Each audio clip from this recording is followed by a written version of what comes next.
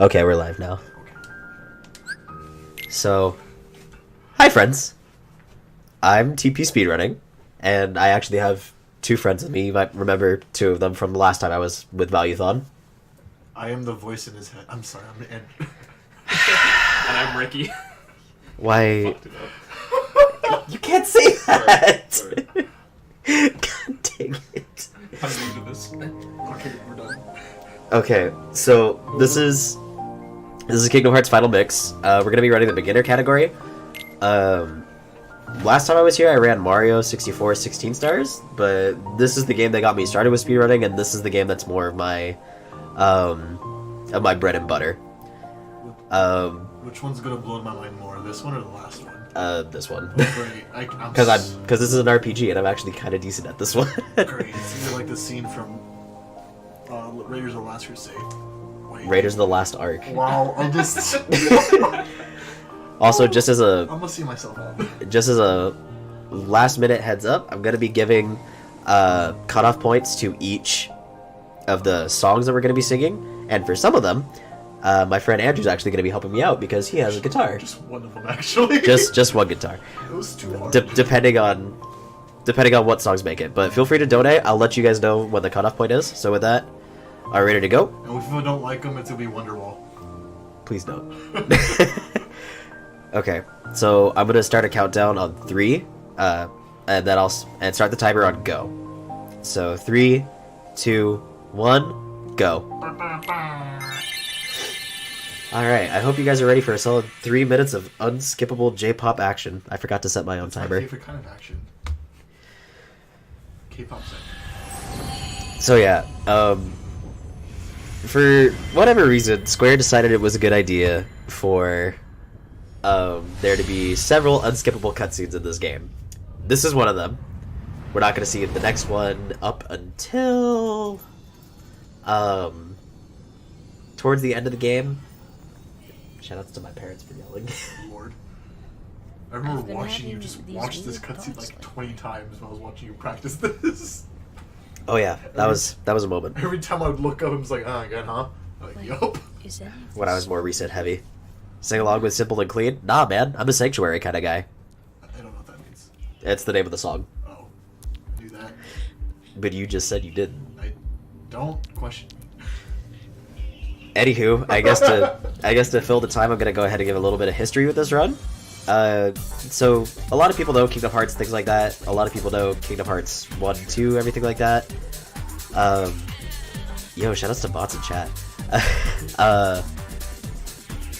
But there wasn't much of a speedrunning scene for the first game. Mostly just because on the original PS2 release of the game, there was no way to skip the cutscenes. Oh yeah, also I'm a little sick, so bear with me with the singing. I'm gonna do my best, but I can't make any promises. I am drinking tea to help. Why are you all up in the chat, dude? That guy thinks you're cute with mucus. That's nice. Alex is a sweetheart. He's a good boy. But anyway, from if I remember correctly, the first recorded world record that was segmented on Speedruns Live, or not Speedruns Live, Speed Demos Archive, was Spike Vegeta with a time of around 9 hours. And remember, that was when we couldn't skip the cutscenes. Then 2013 happened, and the HD remix for PS3 came out. That was when speedrunning for this game really started to take off, and the run went from about 9 hours to about 3. Mostly just because you could skip cutscenes. The load times were really long on the PS3, but totally worth it. Only difference being between the PS4 version, which is what I'm running today, and the PS3 version is on the PS4 version, no matter what version you're playing on, those load times, they're gone. They're drastically shorter, and this also runs at 60 FPS, so it's slightly faster, but at the trade-off, it makes some tricks a little bit harder. I'll point out some of the tricks as I do them, but it'll be an experience. I feel wrong FPS in this boy. What?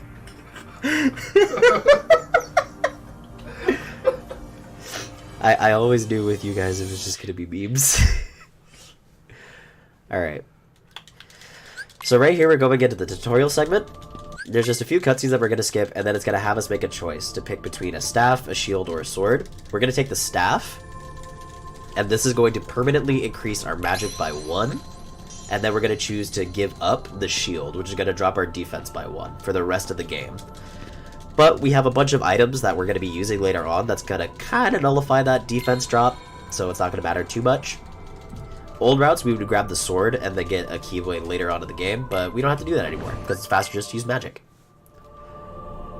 So there's not much really else to explain right now, there's just some cutscenes going on here. Nope, cutscene gonna skip. Mashing through text. Skip this cutscene. We're gonna try to get this fight. Yeah, I know she is. And then I'm going to position myself in the bottom corner of this dress right here.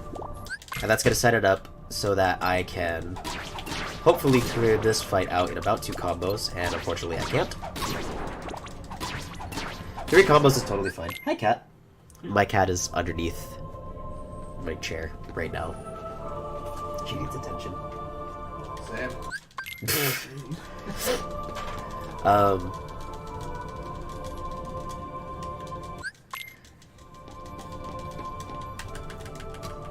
Cancel the run and stream the cat, you got it. Okay, we did get that trick. So there's a small thing you can do right there, where if you hit back and jump at the same time, Sora will jump towards the crate. Yo, air combo strats. And it'll put us a little bit closer, it saves like a second or 2. It's faster to do air combos most of the time, and you're going to be seeing me do a lot of them throughout the run. Generally, being in the air for combat is going to be a lot faster. So what we're doing right now is we're setting the amount of experience. Wow, that was loud. What we're doing right now is setting up the amount, the path that we're going to gain experience on. And by picking all these first options, we're being set on what's known as the Dawn route, which is going to let us gain a lot of experience really quickly in the beginning and get us access to all of the abilities we need to beat the game, as well as slow down our leveling up later on. So now we have a little bit of manipulation, enemy manipulation in this combat. So we're gonna stand right here, wait a second, move away. There we go. I can hear you guys. And then we're just gonna do ground combos on these. My cat is climbing into my chair. So this is a pretty mediocre fight. And then we're gonna do a quick jump here because it's gonna stop my movement. And then I want to get as close as I can to the safe point as possible.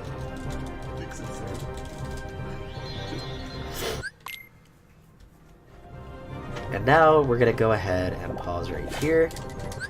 And we're just going to mash all of these items. These are items I was talking about earlier when I said that our stat deductions aren't going to matter too much. The difference between beginner mode and other modes is that in beginner mode you start with 8 attack ups, 8 defense ups, and 4 AP ups. Is the timer not going? Are you for a timer? No, like the timer that's on stream. If I need to reset, I'll reset. The estimate is really generous.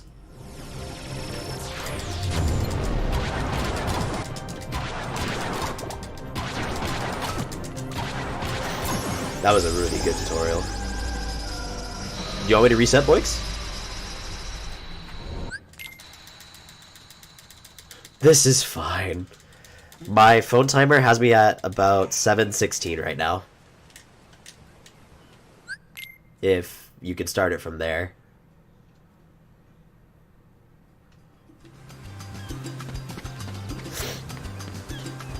Start it from 7:30.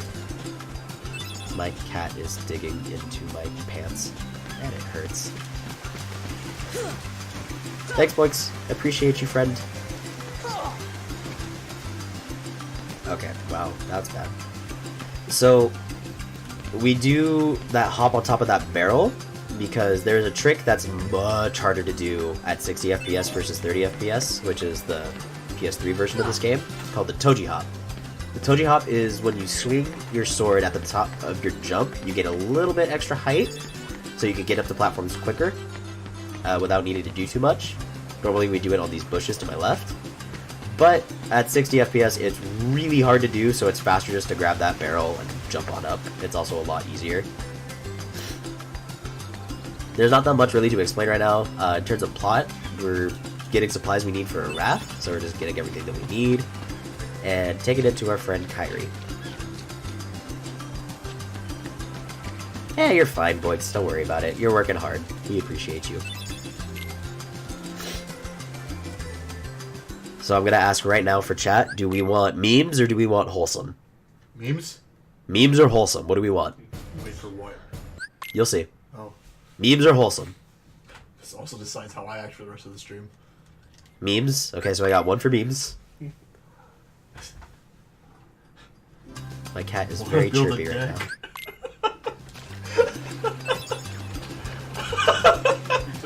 Okay, we're doing memes.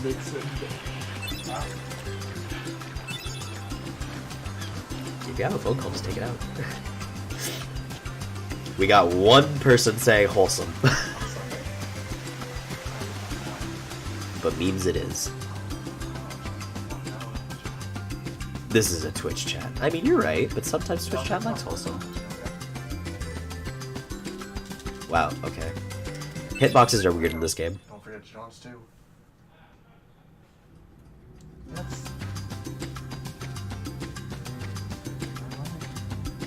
You can take it. You can step outside for that phone call if you need to, dude. Okay. Cat, please stop. You're hurting me. My cat's trying to climb up into my chair, but she's digging her claws into my thighs. So we're gonna grab that egg, and we didn't get task nut. Okay, so since we got memes, it's time to reveal why we said memes.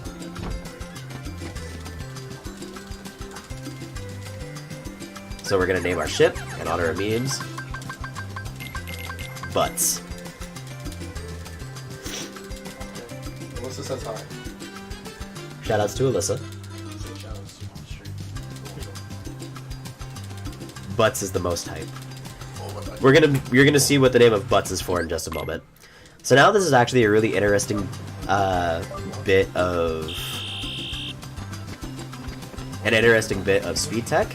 We're gonna be able to know how fast we're going in this race just based off of what happens at the end. So right now I'm taking this at the fastest way that I can. So we're gonna hop up here. There we go. Platforming on these trees is a little finicky because their hitbox is a little misleading. And sometimes you can just kind of endlessly jump and fall off. Alright, so right now we actually have the fastest possible race that we can have, and that's determined by this. So you might have noticed that it took about a second or two before the fade out happened, and that's because the way that this race ends is based off of distance Riku is from the end of the game, or from the end of the race. And if we have to wait a second before he shows up, it means that we got the fastest possible race we can. So I'm going to go ahead and grab this mushroom here, and then we're going to go ahead and get more 2 coconuts. This is completely RNG. Wow, okay, decent.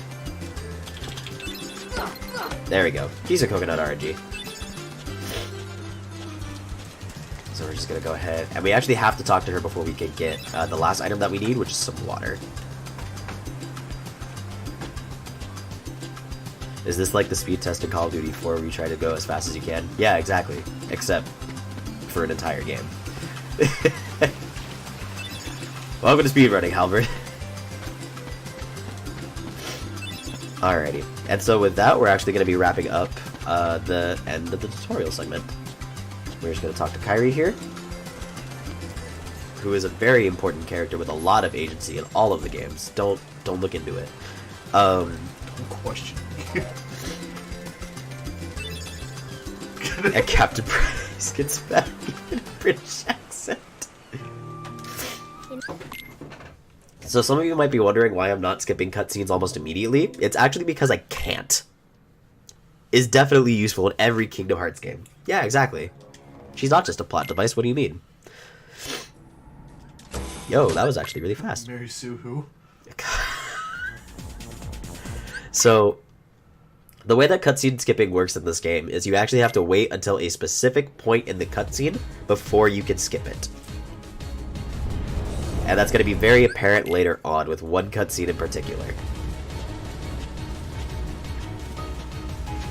So here we're just going to hop on up here, and you're going to start noticing these enemies' shadows spawning in. If you watch the last run, you'll remember the shadows. In the community, we like to call them Albert. Yeah, you see the shadows in your room. Okay. I don't need useful references here. You asked for things. Not in my Christian run.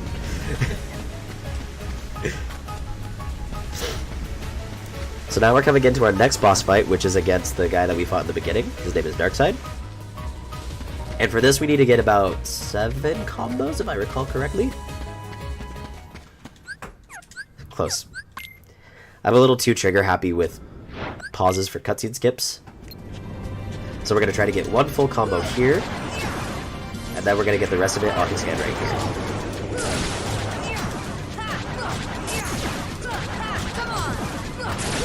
There we go. And now we're done with the tutorial. And then just for fun, I like to smack him on his head.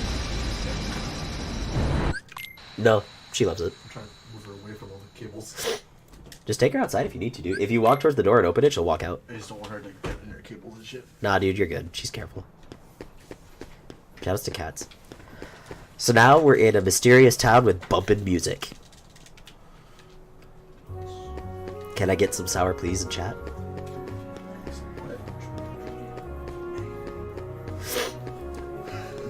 Don't call my cat a punk. How could you?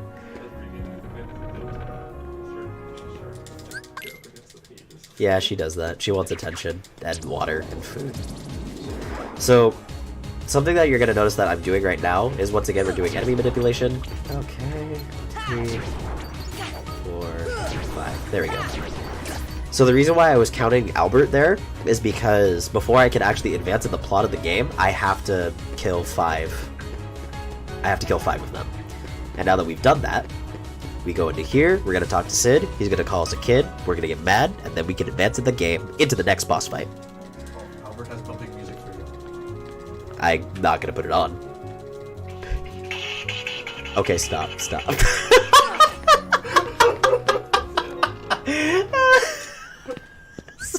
Welcome to this boss fight. We got bad RNG and he didn't jump at me.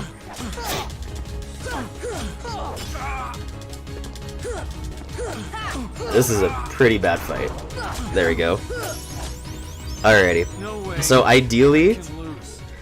ideally that in that fight he would have jumped at us and we would have been able to get a free combo on him. But unfortunately he didn't do that and we had to run up to him a lot and we knocked him away. So that wasn't as good. So this is the point proving that I actually have to wait. I have to wait until that specific point before I could skip the cutscene. Sometimes it's super quick, sometimes it takes a little while. And this one is a little tricky to get the fastest possible. And now we're going to be doing something that's typical in a lot of RPG speedruns. We're going to be getting an item that that's meant for the beginning of the game that we're not going to use until the end of the game. So on this chest there's an elixir here. You don't need to get it, it's been routed out at this point. But it's just a safety strat for a boss fight later on. Elixir is one of the most powerful items in the game. It fully heals your health and your magic meter. So here we need to get a little bit extra experience, so we're going to get 3 soldiers here. I call them Jeffrey. So we're at 1, 2, and then this is going to be the 3rd one right here. And that's all the EXP grinding we're going to need to do for the rest of the game. Yay! I'm not even kidding. Like, even remotely. There's no more grinding.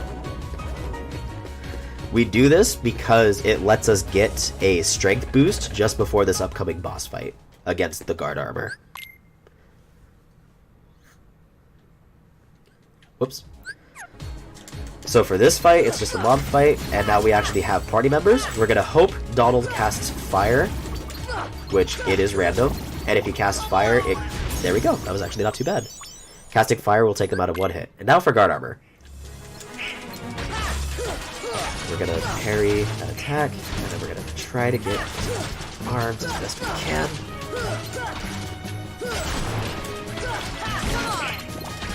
Ideally, taking one of them out before they separate is alright. This is not the fastest one that I've ever had, but that's okay. Alright, and now we're just gonna combo it down. You actually do have to beat all of the pieces first before you can actually hurt the guard armor. He has invincibility frames right now, so we're gonna wait. Once he finishes here, just combo into him, and we're done. That's the first major world of the game, done in under 20 minutes. Yeet! So now we're going to be doing a glitch that's exclusive only to the English version of this game. For reference, the English version of this game came out later than the Japanese version. So the fact that this slipped through the cracks is kind of bewildering. But it's going to save us a lot of time later. So right now we're just going to go ahead and mash really quick. And then we're also going to be doing our first menu of the game. Menus in this game are super satisfying to do, but very hard because they go very fast.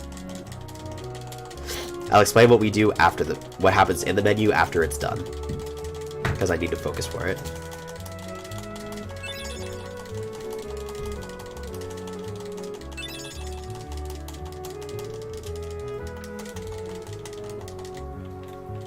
Okay, we're almost done with the text. Alright, time for the menu.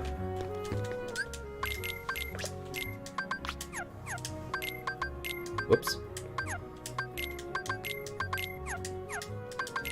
There we go. Oh, I went into first person. I don't know how that happened, but it happened. So everything that I just did set it up so that I have one extra strength point, so that I do a little bit more damage, which is going to make a lot of the fights easier early on, as well as make it set up so that I can sell an item for the one and only shopping trip we do in this game. Now for the hardest glitch of the game. So we just mash through this text scene and we hold up. I don't know if I got it. Oh my god, I got it. I'm the best speedrunner of all time. I'm glad we agree. So yeah, that glitch is only in the English version of the game. I'm not quite sure why, but for some reason, it's there. And normally we're only supposed to get into this... Shoutouts to dogs. Yeah, he saw the cat. Shoutouts to moms. This is awkward.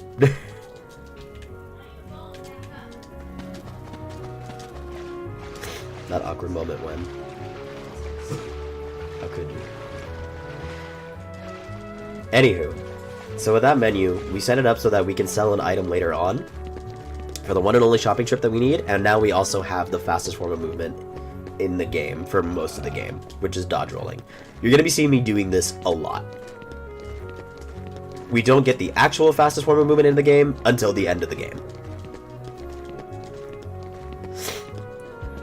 Now we're going to go ahead and do this. Whoops, I missed the swag strats. You're normally intended to be going here when you finish the Tarzan level of the game.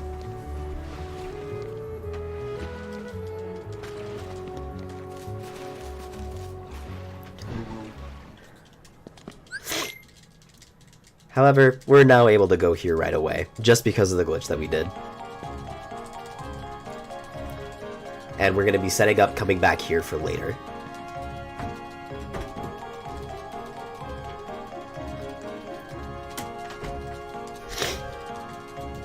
Mom said it's my turn on the Xbox. Joke's on you, this isn't an Xbox. Ha!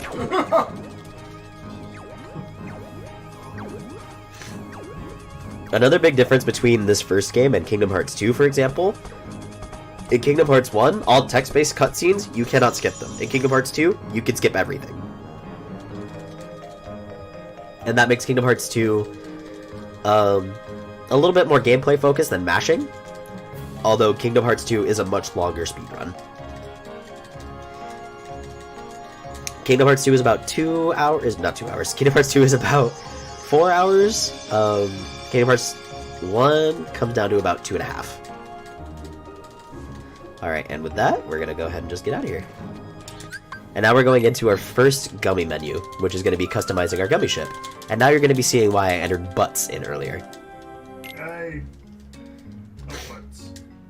So this is our ship. Its name is Butts.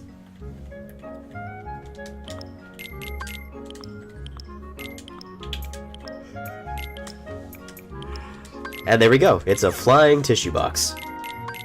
Yay! We are good to go. Yeah, I know. I need a tissue box myself. So this is just a gummy mission. There's not very much to do here. This one is the shortest one. It's only about like a minute and a half. So we're just not going to do anything. And then I'm just going to go ahead and hang out in the upper right corner. It is a flying butt. Yes, it is.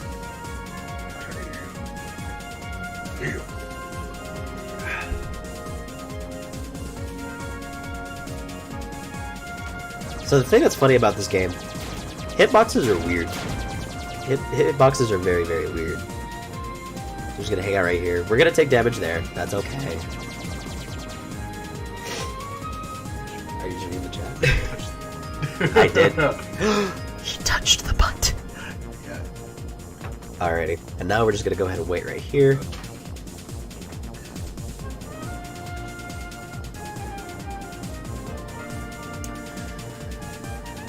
And now I know what this is gonna look like. Yeah, I do. Just give it a second. As you'll notice, crashing into stuff takes half of the ship's health away. And we have, like, no health right now. And I know this looks scary. But just trust me on this. Oh no. We're going to crash. Whatever shall we do? Dan, we're fine. We are fine. Hitboxes are wild, man. Hitboxes are wild.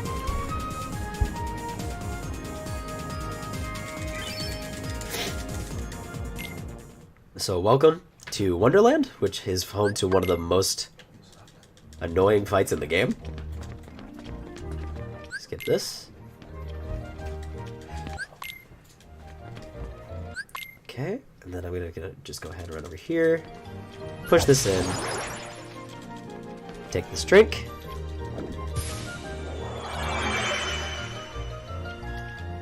And we're gonna go ahead and just get in here. Skip this cutscene, and now this is a point in a lot of kids' childhoods that they'll remember. The whole plot thing for this is the Queen of Hearts thinks Alice tried to steal her heart, so we're gonna go get evidence that proves that she didn't. Normally there's a lot of running around, going to different places, figuring out, oh, like, it's over here, like, it's this piece of evidence, but we're only gonna need, it's gonna take a little bit of time for us to get the evidence that we need. But as soon as we get it, I'm pretty sure we'll figure out who did it. So here we're just going to clear this room out just by casting fire. Everything dies to one hit. And we're just going to hug this wall here. Okay, that's all the evidence we need. Trial by due process. Oh, poor boy. And now we're going to go ahead and start the trial. And I gotta pay a little bit of attention here, so this is gonna be a little bit of focus time.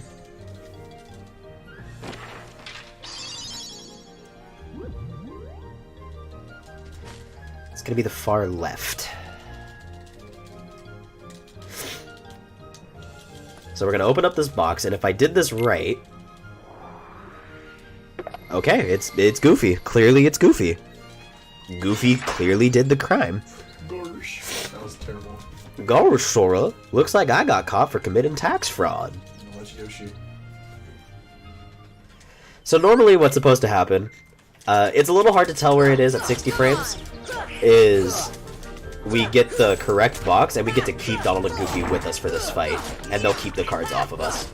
But unfortunately that didn't end up happening. So I'm gonna have to just set this up properly. There we go. There we go. That could have gone a lot worse. But the fight's done.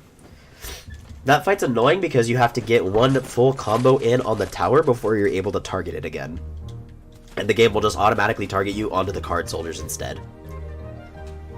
So now we're almost done with Wonderland. We have one boss fight to do, and this is actually home to Goofy as Yoshi's accomplice. Exactly. This is actually home to one of my favorite little bit of speedrunning tech in the game, which is manipulating enemy spawns. So the way that enemies spawn is actually not like how it is in most RPGs. It's not random encounters. It's actually coded based off of the geometry. Once you enter in a specific point of the level, enemies will spawn. So we're going to go ahead and mess with that to get the result that we intend. And hopefully we'll be doing this trick again later. Not this exact one, but one similar to it. So we're going to hop over here, light up this lantern, and now we can do the boss fight.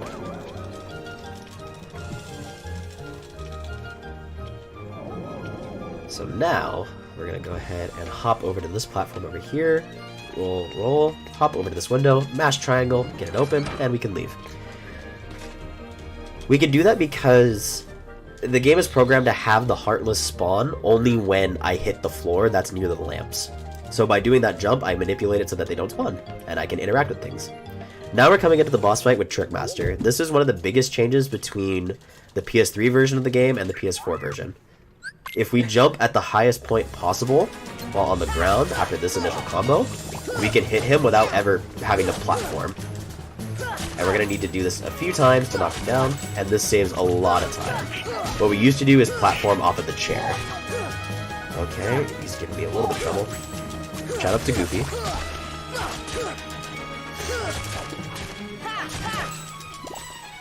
I can hear you guys, by the way. It's getting a little iffy. There we go.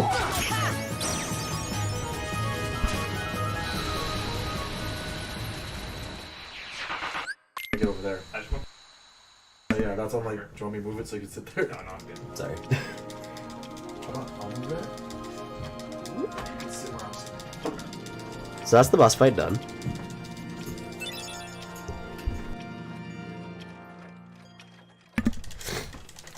And now, here, I'm gonna go ahead and cut off for the first Disney song. So, what is it?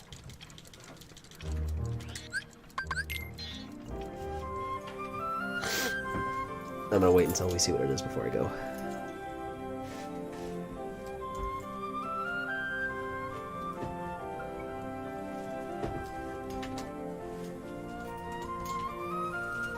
I'm waiting. All three are tied still? Do the song from Brave. Brave's not on here. There's a song in Brave? Yeah. So I guess we're gonna pick and choose. Do you want to do the guitar one right away? It's up to you. You're the speedrunner. Okay. You're the speedman. So since all three are tied, we're gonna go ahead and start with You're Welcome from Moana. Okay. Go for it.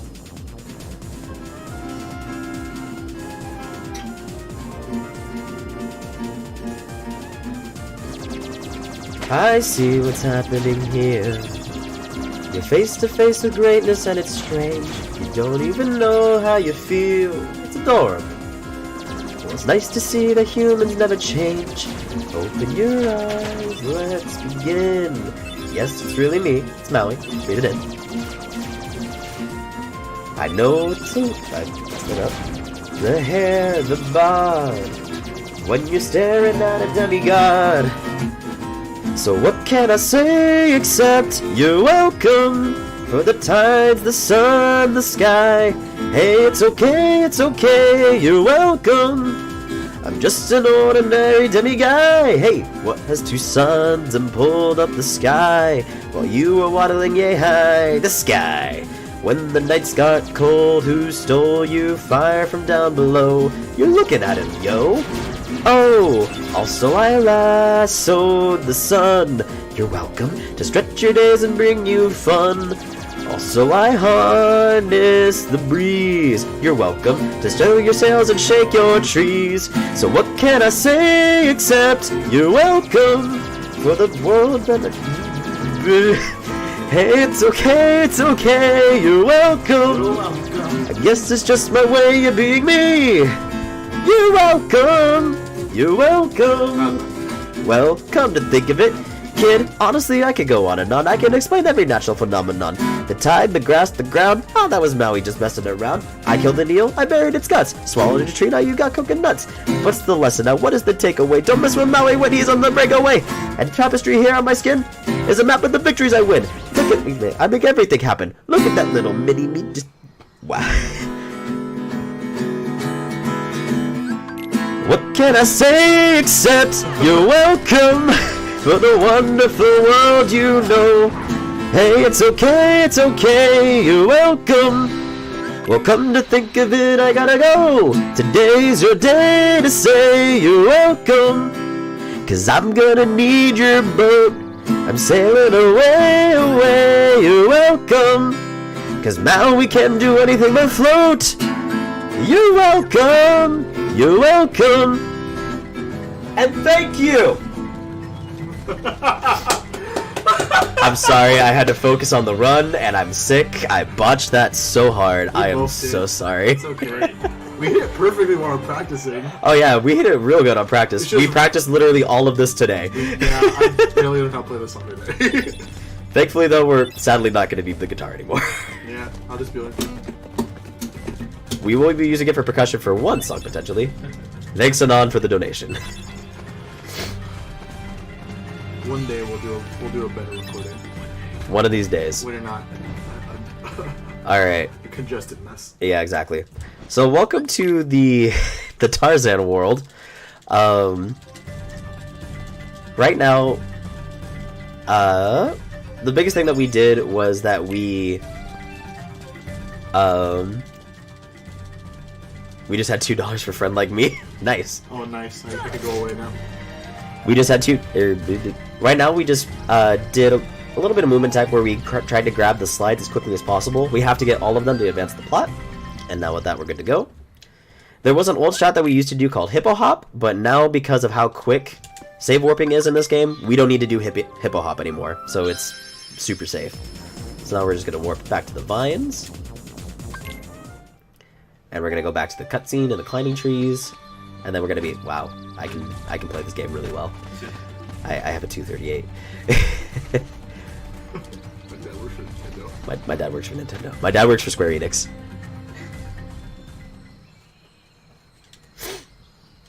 And now we're going to be coming into our first instance of seriously using magic during the run. Fire is fastest when used on the ground. We're going to be using Blizzard in the air.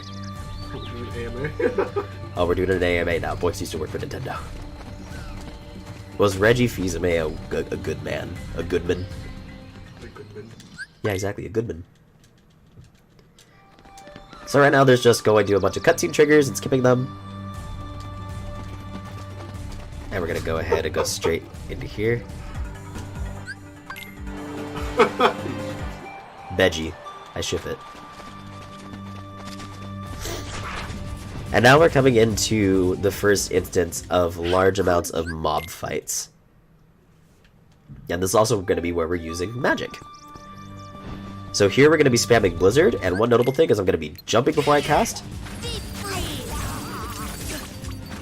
If they get close enough to me, I'm just going to go ahead and combo them. There we go. All these power wilds are going to take one melee hit and one hit of any spell to kill. Blizzard has a shotgun effect, so that makes it easier to get more of them. And we have quite a few fights to do here. So I'm just going to go ahead and mash a little bit.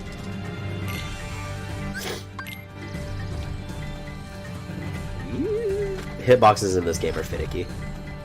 I'm going to climb up here into the next Power Wilds fight, do one dodge roll, and two blizzards, and that takes care of the first mob. And out the last mob. There we go.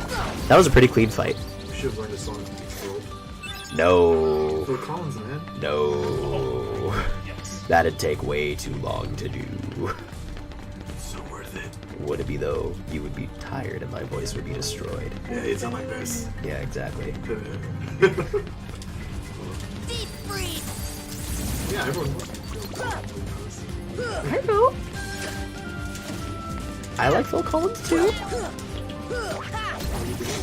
Normally we do all melee here. If we can get magic off, we go for it. Yeah, the power wilds are very finicky. So we actually ended up saving that. We actually ended up saving that ether. We're gonna use it later. So for right now, we're gonna just go ahead and hop up here. Okay, Great. Ether. Blizzard going. Wow, this is a fight.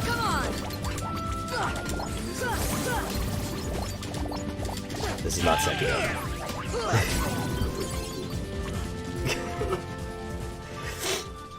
Alrighty. So, we're gonna go ahead and roll all the way over here. And now we're going into the last fight. We're just gonna jump up here.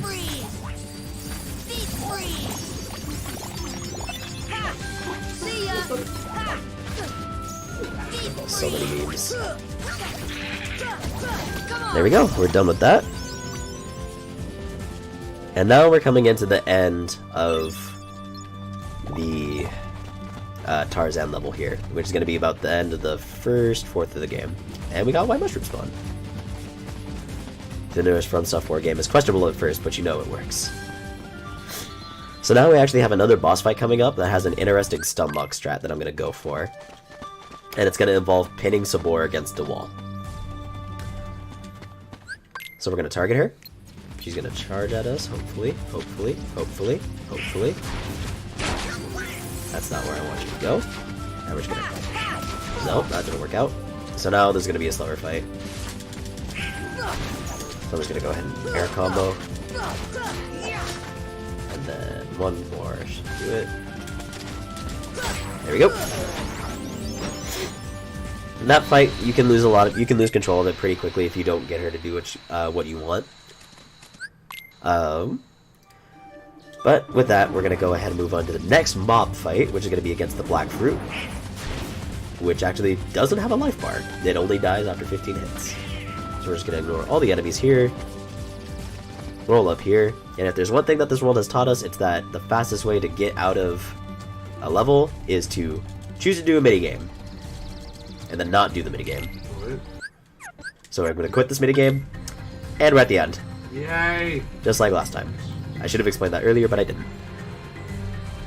So we're going to skip this cutscene, and then we're going to be told that we have to hit this fruit, and we got to hit it 15 times. Yep. Technically isn't, but it is. I'm going to go ahead and drink some of my tea.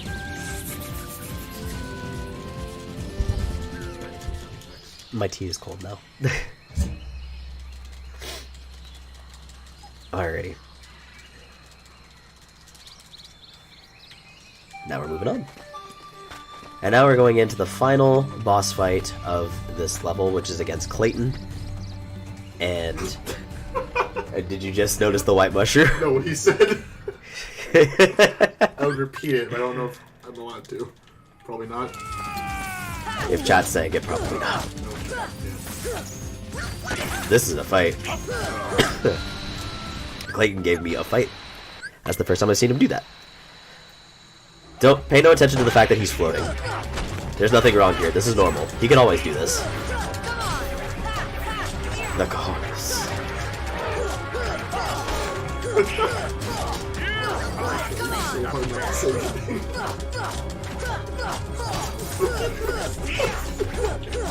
And now we're just gonna go ahead and stun lock Clayton to death. Just do 2 hits. Wow, that was just a team up on him. I did not expect that. That was a pretty That was a pretty okay fight. If there's a webcam that sees that gang sound I'm throwing up, I don't know I'm doing this right. Why are you the way that you are? Internet. I mean, you're right. So now we have a platforming boss, which is not an actual boss fight, but it's, if I could put platforming as a boss fight, it would be this room. Because if we miss a jump on this in this room, we basically fall all the way back down to the bottom. And all of the hitboxes for the platforms are very finicky. So here, okay, I'm gonna jump in this corner, and we're good to go. That could have gone a lot worse. I have fallen from the very top to the bottom before, and that is quite a bit of time loss. So now we have a few cutscenes and some text boxes to do, and then we have a very long trek through gummy missions. Yay! So I'm going to go ahead and cut off the next Disney song now.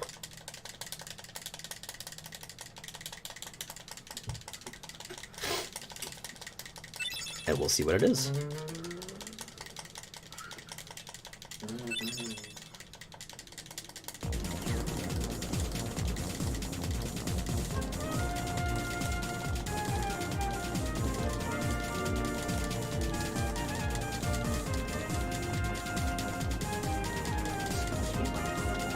Please don't. Too many memes. Too many memes have been had here. Too many is never enough. Alright, so what's the next song, boys? Wonderwall was a write-in. Doggy to Pepsi is great, but it's definitely not a Disney song. You got a friend like me? Okay. So it's You want to do friend and yoga? Alright, so it's friend like me? Or shit about the ukulele. Because in the opening, that's it. Oh well. Kappa. Alrighty. I'll do this as best as I can, but just remember I'm sick. You can try and do percussion if you want. Let's start first. Well, Alibaba had them 40 thieves, Sherazade had 1,000 tales. Well, master, you're in luck, cause up your sleeve, you got a brand of magic never failed. You got some power in your corner now, heavy ammunition in your hand. You got to punch, pizzazz, and who and how, and all you gotta do is rub that lamp, and I'll say, Mr. Aladdin, sir, what will your pleasure be? Let me take your order, jot it down. You ain't never had a friend like me. Hey, life is your restaurant, and I'm your lady D. Come on, whisper what it is you want. You ain't never had a friend like me. Let's shall we pride ourselves on service. You're the boss, the king, the Shah. Say what you wish, it's yours to dish. How about a little more baklava? Try some of column A, have all of column B. I'm in the mood to help you, dude. You ain't never had a friend like me. Oh, oh my. No. Can your friends do this? Can your friends do that? Can they hit a guitar? I don't know. Can your friends do this? Had a little hack. Can your friends go boom? And looky here. Can your friends go abracadabra? Let her rip and then make a sucker disappear. So just sit there slack-jawed boogie-eyed. I'm here to answer all your midday prayers. You got me bona fide certified. You got a genie for the charge of fares. I'm under contract to help you out, so what you wish, I really want to know. You got a list that's 3 miles long, no doubt, so all you gotta do is rub like so. Mr. Aladdin, sir, have a wish or 2 or 3. I'm on the job, you big man Bob. You ain't never had a friend, never had a friend. You ain't never had a friend, never had a friend. You ain't never had a friend like me.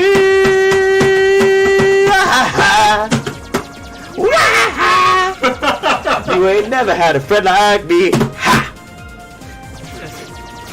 That one has gone the smoothest so far. You should have brought a kazoo for the ska. We're gonna do ska version of it? No. Alrighty. I hope you guys are ready, because now we're actually coming to the end of the final. Well, not the final gummy ship mission, no. Of one of the longer gummy ship missions. Thank you, Mad Monkey. I appreciate it. It all makes sense now.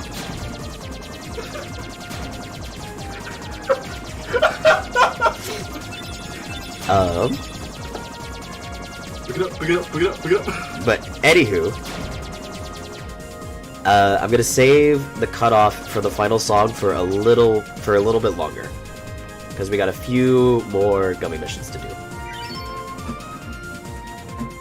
Oh, I actually went to the wrong place, so I'm gonna save warp out. This loses like no time, because load times don't exist anymore.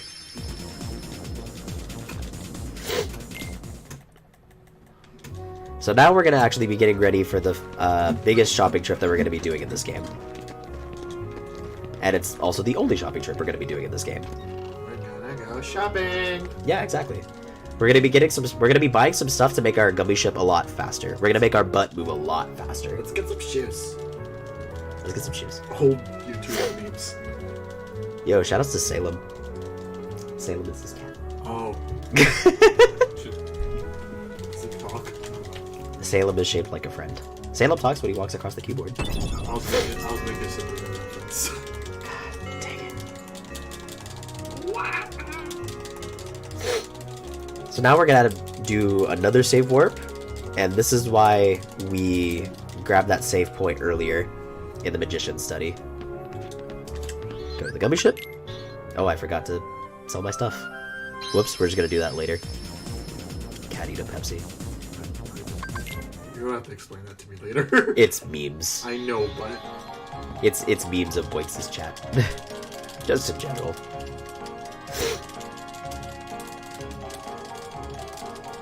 Generally in reference to animals. So now we're going to be getting our first summon of the game. And it's going to be Simba. And he's going to be the one that we use the most. He's the second most important. The first most important is going to be Dumbo, but we're going to be getting him later. We're not going to be using Simba for quite some time, though. So for now, we're going to go ahead and just advance with the plot line.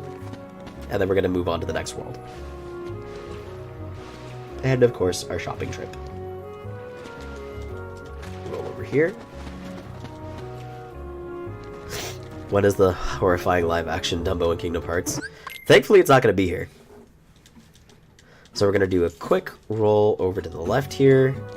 Open up this door. We actually have to do that, otherwise we can't exit through there to get to the first district. Now we have one really long text cutscene.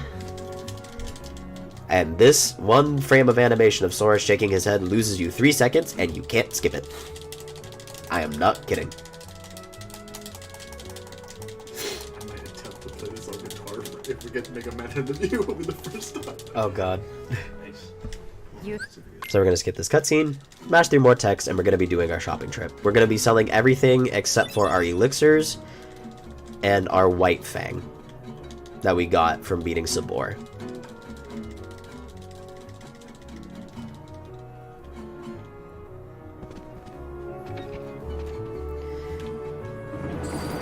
If for some reason I lose it, I have a safety save set up, just in case. So I'm just going to go ahead and run to this item shop right here. Whoops, I don't want to buy. I want to sell. Sell our high potions, keep the ether, sell all that, sell the ribbon, sell Ifrit's horn, sell the pretty stone. And there we go.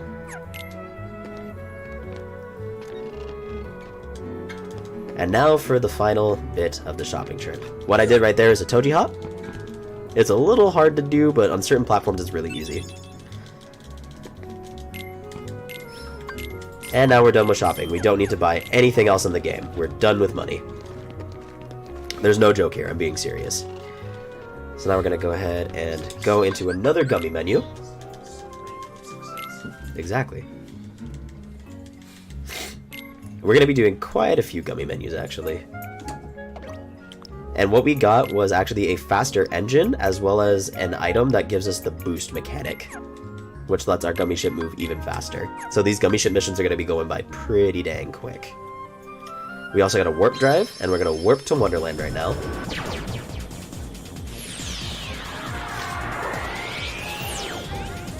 And then we're going to go straight to this warp hole, and it's faster to do this because it's closer in terms of the gummy ship mission. The Wonderland is actually closer to the warp hole than Traverse Town, so it takes less time to get there. So now we're just going to go ahead and hold down dash.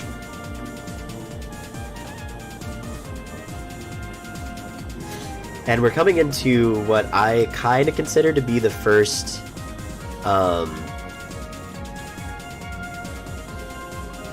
like one of the more challenging levels in the run, and that's going to be Agrabah.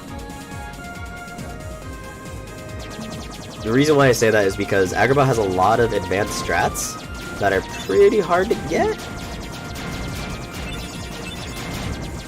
Such as one-cycling Jafar, as well as what used to... Well, I remember it being hard because I ran the PS3 version for a really long time.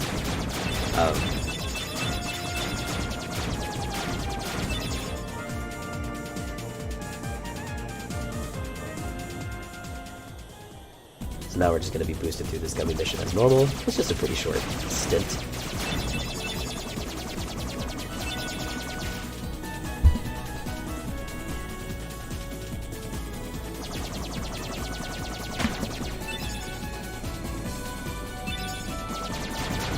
Welcome to Agrabah. This world changed a lot from the PS3 version to the PS4 version. There's a save warp here that we didn't used to do, and we also skip out on doing a few fights.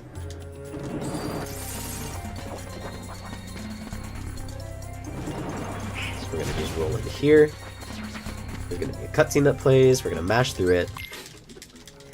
And then instead, normally we would fight this out and open up the gate at the top behind Jasmine there, but we're not gonna be doing that anymore. We're just gonna run right out and go straight into Aladdin's house. You know, it's here, may as well. Free this really weird carpet that's just hanging out under a drawer. We're gonna touch the save point, grab our Mega Elixir, and then we're gonna do another menu. The Mega Elixir, much like the other items, are gonna be used for a lot later in the game. Okay, there we go. Oh, I forgot my keyblade. There we go. So now we have our setup for a lot of the beginning of this. It's not the keyblade we're going to be using the most. We get that from this world, but we're going to be using this keyblade quite a bit, and it's going to do a lot of help. So here, much like the Power Wilds fight, we're going to be spamming Blizzard as best we can. The reason why I jump when I cast the spell is because normally when you cast a spell on the ground, you have to wait until Sora's recovery animation ends before you can cast another one. But if you're in the air, landing on the ground cancels out the recovery animation. So you can just do it right away. And there we go. That was a really good fight.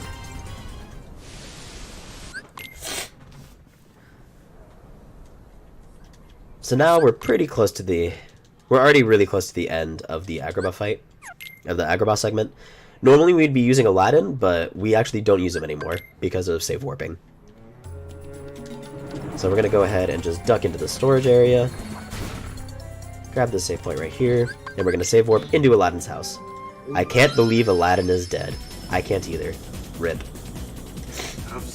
That's press F to pay respect. This is why we're in his house, by the way. Don't pay no attention to Aladdin being alive. It's just a ghost. This game is a horror game. Spooky. Rated M for mature. Spooky. So this is going to be the first room where we can get a spawn. Okay, we didn't get it. Where we can get a spawn known as the Black Fungus. Black Fungus are the worst thing that we could get spawned in the game because they have very high defense, do very high damage, and can go invincible whenever they feel like it. And the only really fast way to get rid of them is just to run out and run back into the room. Before I forget, just for safety, I'm going to go ahead and put on scan.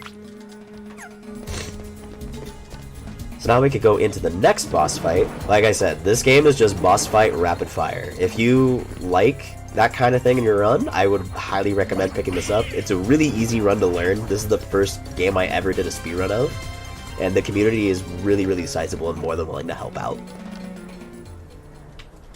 So welcome to the Pot Centipede. He's going to spawn right behind us, and we're going to turn around and just give him a quick slap, and then we're just going to go ahead and start comboing him. This is actually one of my favorite boss fights from a technical standpoint because it actually takes up all sectors of Agrabah, of the main market street. As you can see now, like, you can actually move in between different zones without a loading screen. And we're going to take advantage of that to make our transition to the next boss fight a little bit faster. So we beat Pot Centipede, we roll into the entrance, and now we can just walk straight into the desert. It's one of my favorite fights from a mechanical standpoint. Execution-wise, it's also pretty simple. Now we're coming into a more RNG-based fight against the Cave of Wonders. Yes, we're fighting an actual cave. And I'm going to explain everything I do after these few jumps that I have to do. Okay, there we go. So, the way this fight works is we just roll like we did there, up until we reach his main, and then once we reach it, we have to do some pretty specific jumps to get on top of him, and then we can just combo down his head, no problem. One more hit, and he's done. That was a really, really good fight. That fight, you can lose a lot of control up pretty quickly if he knocks you off, which he can do whenever he really pleases. So I'm going to go ahead and equip Hurricane Blast. Hurricane Blast is going to be our main damage dealing combo.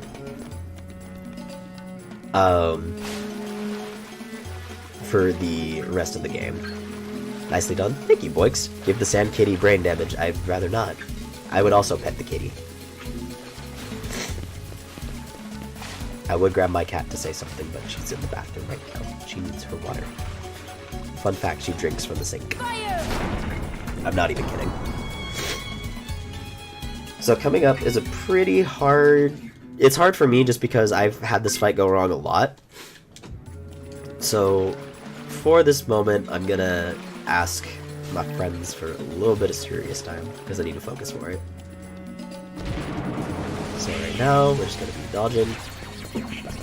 Getting into the fight. I see you. That was... You were starting to do it. Yeah, exactly. It happens though. I'm not in the actual fight yet. I'm about to be right now though. Alright, so serious time. We're going for the 1 cycle here. I'll explain what we have to do if I miss it or once I get it. Serious time, we.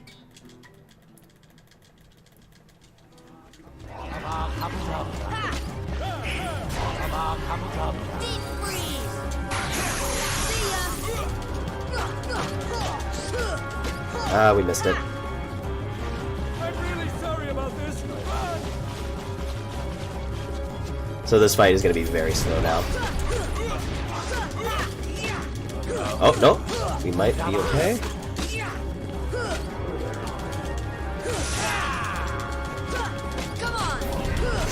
It's going to be a 2 cycle. Pretty close. This is a rough fight to do. So by doing that combo and everything like that I did earlier, where he forms that bubble, we get just enough time to do damage to him to where we can actually kill him before he teleports away. 2 cycle. That's okay. Near, to far, wherever you are, and I know my heart will go on. I'm sorry. No, I'm not. Mad at me the first time I did that. I'm still mad at you. Okay, but yeah, that was a fight. That trick is pretty hard to get. Okay.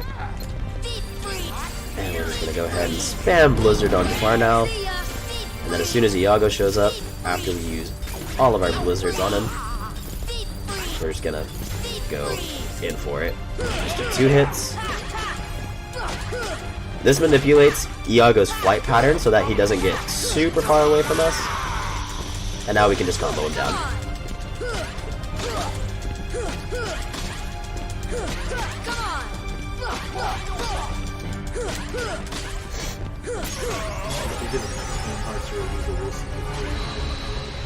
Oh god, that'll be an experience. That's hot. We're at 101 right now. Oh, that's hot. Fun fact, the genie in this is actually voiced by Homer Simpson. Wow. No! Brett Costanza.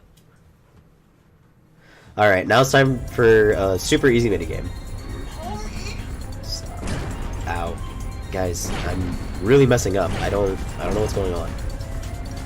My controller is broken, man. This is weird. Oh wait. Oh, crap. Come on, man. No. Don't hit any more rocks. Don't do it. Sora, don't do this. Don't do this to me. No more rocks. Yeah, magnetic rocks. And dude. Come on, man. Wow. Oh, wow. This is rough. Oh, no, I died. So, that was intentional. Normally, that's just a mini game where... Reset the run. Okay. Normally, Normally the minigame just plays out, it takes like 2 minutes or so, but if you actually die, it won't give you a game over, it'll just end the minigame. So it's just a lot faster just to die. What a throwback Aladdin SNES. I did not think I would see that today. Alright, so I'm gonna cut off the last song right now. So what's the final song, boys? Pretty sure it's like a man out of you. Make a man out of you? Let's see. If it's tied between what's this and make a man out of you, we'll see. I'll make a man out of you. Alright, that's the final song. Alright, you ready? Yeah. Okay. 1, 2, 3, 4. Okay. One, two, 1, 2, 3, 4. Let's get down to business to defeat. I wasn't ready for the guitar. Did they send me daughters when I asked for sons? You're the saddest bunch I ever met, but you can bet before we're through, Mr. I'll make a man out of you. Tranquil as a forest, but on fire. I'm off. Once you find your center, you are sure to I'm win. literally reading this as I do it. You're a spineless, pale, pathetic lot, and you haven't got a clue. Somehow I'll make a man out of you. I'm never gonna catch my breath, say goodbye to those who knew me. Boy, was I a fool in school for cutting gym. This guy's got him scared to death, hope he doesn't see right through me. Now I really wish that I knew how to swim. Be a man, this must be straight of the coursing river. With all the force of a great typhoon. Be a man. With all the force of a raging fire. Mysterious as the dark side of the moon. Time is racing toward us. Tell the Huns, arrive. Heed my every order, and you might survive. You're unsuited for the rage of war, so pack up, go home, you're through. How could I make a man out of you? Be a man. You must be swift as the coursing river. Be a man. With all the force of a great typhoon. Be a man. With all the strength of a raging fire. Mysterious as the dark side of the moon. We have one more.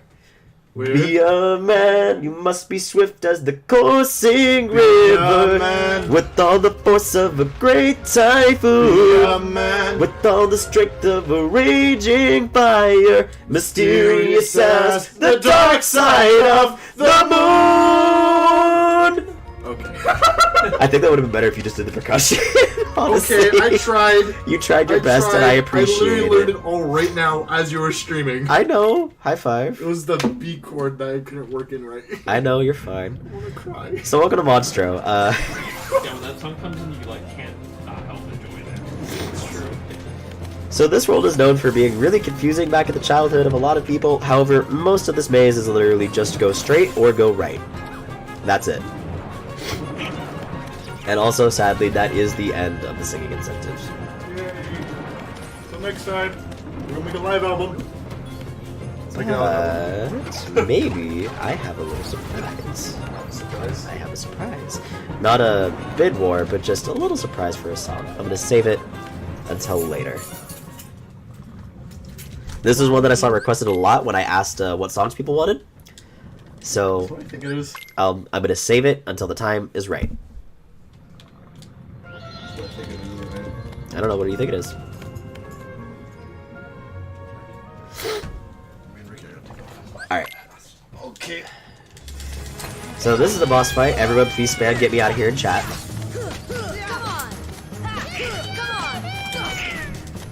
In an ideal world, we could just keep him stun locked, and he will never attack us.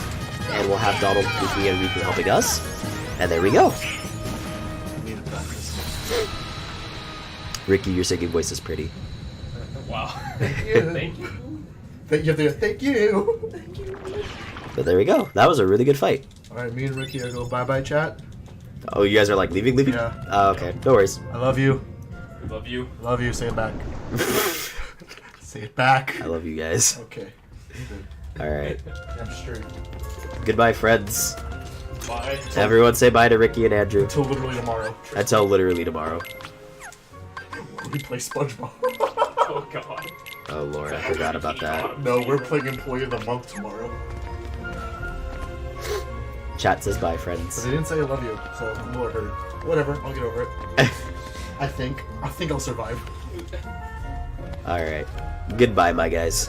Bye. He said I love you. Okay, can live happily now. See you, nerds. Thanks, Zoinks boy. Alright.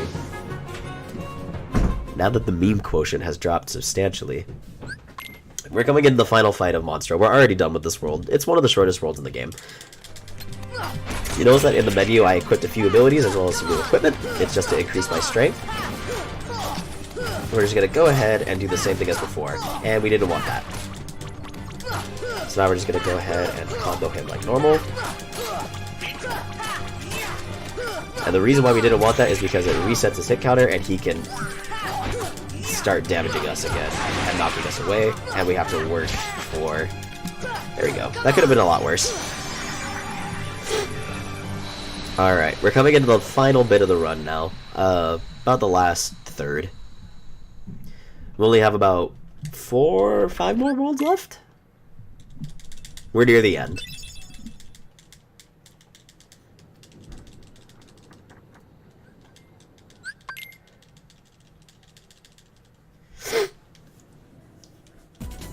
So right now we're actually going to be doing a return trip to Agrabah.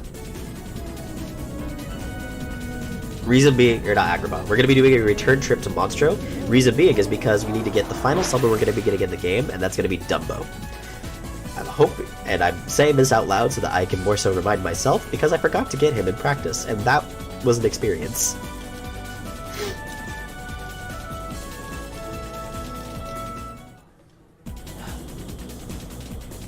We're gonna go back to the world map. And we're gonna warp straight to Monstro. And the reason why we warp is because if we normally drive, Monstro won't show up. But if we warp to Monstro, he will always show up.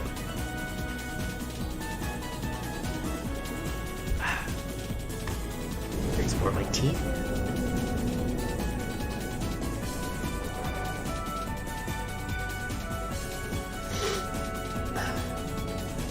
Sorry for the sniffles. I did not expect to get sick. I just really suddenly did.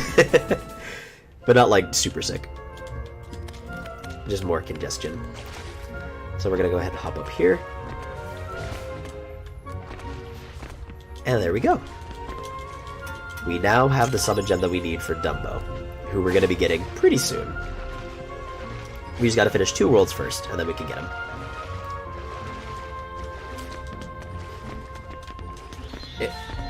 There we go. Now we're going to go into the next world, which is one of my favorites and also one of the more challenging levels in terms of the speedrun. We're going to Halloween Town. Halloween Town is hard because Oogie Boogie is here. And Oogie Boogie is quite a fight.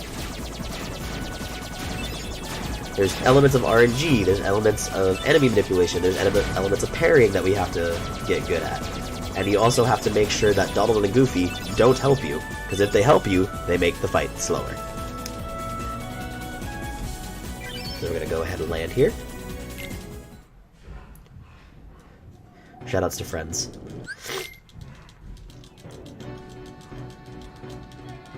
Gorblin and Doland are going to help us out a little bit. So we're going to skip this cutscene. Roll. Hop up here. We're going to grab this power up. And we're going to be using that in just a second, because it's going to give us 1 extra strength point that we're going to need to make the run go by a little bit quicker. Melee combat is our primary form of combat in this game, and it does wonders. Okay. This world combines a lot of elements, such as mob fighting and MP management, and that makes it actually a really interesting run for the game. So we're going to go ahead and skip. And then we're going to do what all friends do, and we're going to steal some stuff from our new friend, Jack.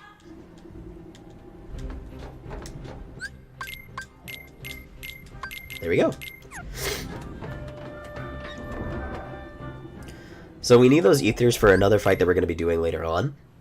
And that's going to actually be the same fight that we're using the elixir for. It's a pretty tricky fight, not really because the strats are hard, but because it does a lot of damage really quickly, and you can die very fast. We're at the point now where enemies can start killing us, actually run the risk of killing us. Before, everything was pretty minor. Now, it's a little bit of a risk. Okay, so this is going to be a little bit slower.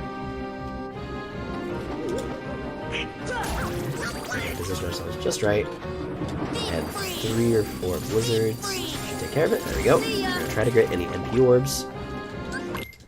So that mob fight could have been better. I could have gotten both of the... Oh, whoops. I was too busy mashing. I could have gotten both of the search ghosts as opposed to getting one and then the other one teleporting. But I'll take that. It's still okay. It could have gone a lot worse. The Albert could have been a lot meaner.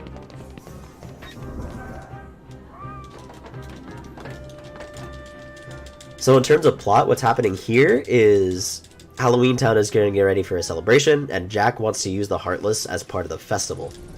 And he's going to try to give them a heart, and he's trying to make one. So we're getting the elements of a heart.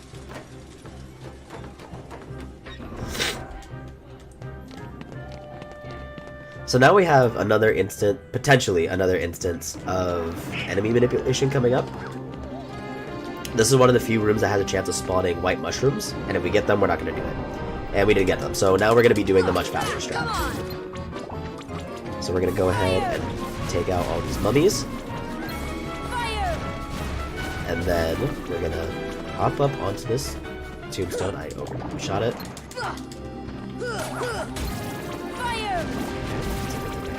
Ether. Hop up on this tombstone, hop over here, and we're gonna dodge roll twice over to this coffin and into there, and just before the enemy spawn, we can go inside. We have to do it exactly like that. Birdie to LaCroix, I feel it. We have to do it exactly like that because if we don't, enemies will spawn, and once enemies spawn, we actually can't interact with anything. There we go. I had a brain fart for a moment and forgot the pattern. Ideally, this will always end in those final two. There we go. I am probably going to end up needing to beat up some of this in a second. Because, oh wow, what am I doing? I'll just kill time. Okay, there we go. The reason why I did that is because attacking Heartless will slightly restore my magic. And I'm gonna need a few points back coming up right now. So I'm gonna go ahead. More attacks. There we go. I need at least 2.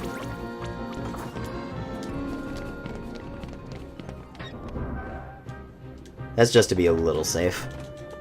I could have used the ether, but I want to save the ether for later. There we go.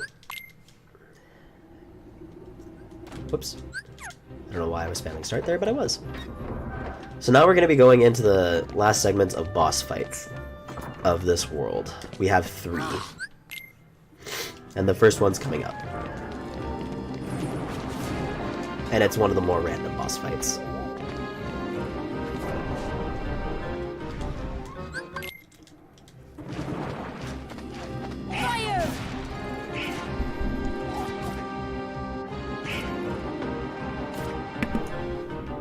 Sorry about that, I had a cough. Okay, we got a bad spawn. See ya. And the black fungus are here. If the black fungus are here, this is one of the instances where we have to go back. Because we can't leave that room until all of the Heartless are gone. So in this case, if it's the black fungus, it's faster just to go back. Okay, we got it. So I'm just going to melee all these guys for safety. Because I don't have enough magic to kill them all.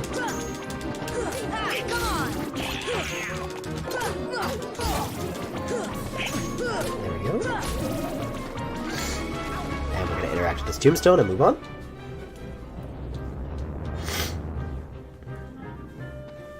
while we have this downtime, I really do feel like if anyone can donate whatever you're able to the charity.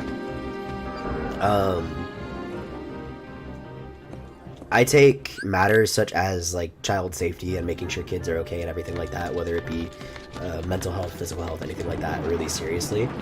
And I really stand by Save the Children and their mission and everything like that. And I know for a fact, even if you can only donate like $1, anything will help at all. $1 goes a long way for some people. So, okay, that happened. But yeah, anything you can helps. If you're not able to, then just spread the word. That's been my soapbox. I'll go back to being a speedman now. So now we're coming up to a boss fight against Lock, Shock, and Barrel. I promise this was not intentional. The soapbox was not intentional there. We're just gonna go ahead and melee them down. We want to get rid of Barrel, and then we go for Jock, or for Lock. And then we just get Jock. If you die in this fight, you lose a minute and a half. There we go. I surrender. Sorry.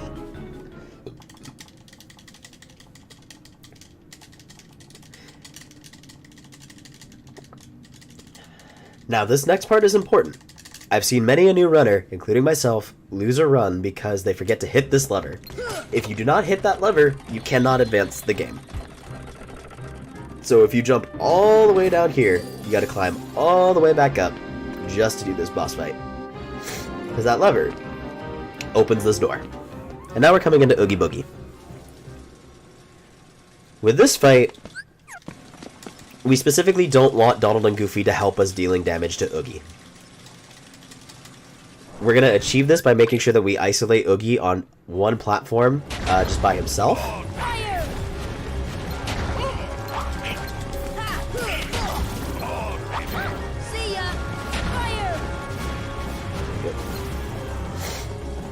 With just him and us. And then that will activate... There we go. Okay, we got it. So now we can get the most damage in because there's a hit counter for when you fall down, as opposed to a time limit.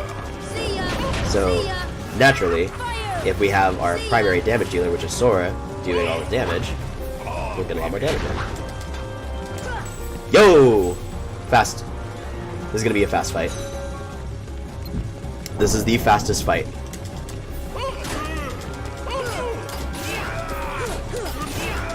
There we go. If we're able to deflect the dice, we skip over his retaliation phase, and then we can just go straight into the damage again. And just like that, we got the fastest Oogie Boogie fight.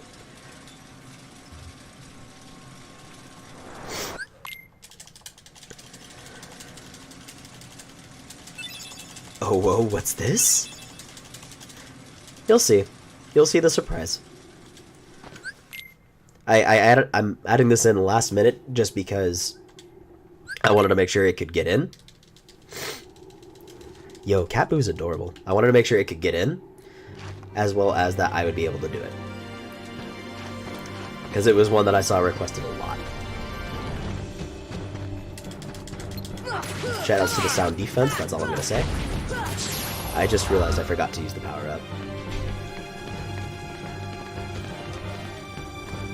So normally you wouldn't be doing this fight this way. You would normally be platforming all across. But that saved a little bit of time, but here we are now. This is the actual platforming boss fight. So now because I didn't use that power-up, we actually have to do 2 full combos to kill these little black orbs. If we did use the power-up, it'd just be 5 hits. If we can deflect the fire back into it though, that'll reduce the health quite a bit. And then we're going to be doing a strat that Mistmaster came up with, called the Mist Jump. We're going to go up here. Jump. Oh, okay, that happens. Hitboxes are weird again. And there we go, there's the Mist Jump. That saves about 2 seconds. There we go.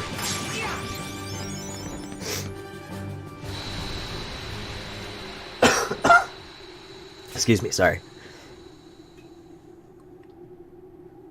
Serious speedrun. Yo, Teddy.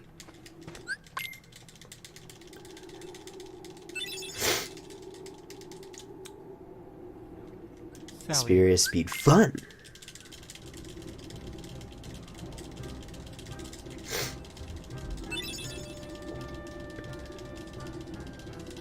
Alrighty. So just right now, I'm gonna go ahead and use this power up. I was supposed to use that way earlier, but I forgot to. Alrighty, place your bets, chat. So, what's coming up is a pretty infamous segment in the Kingdom Hearts community, and it is Neverland. And it is infamous because there is a 70 to 30 chance in my favor that I will miss this world. 70% chance I will land, 30% chance I will miss it. If I miss it, I instantly lose 20 seconds, there's nothing I can do. How many times have I done this run? I have done this run... I've done, I believe, over 80 completed runs? My current PB is at 2:38:24. It's waiting on verification from speedruns.com. But, yeah. I've done this run a lot. This was my very first speed game. I've ran this game for 4 years.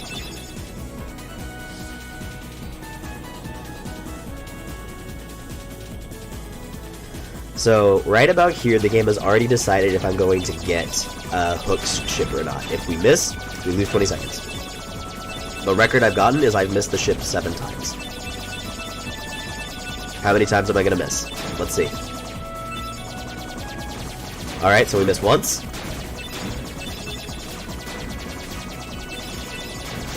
And there's nothing I can do about it, so that's 20 seconds right there.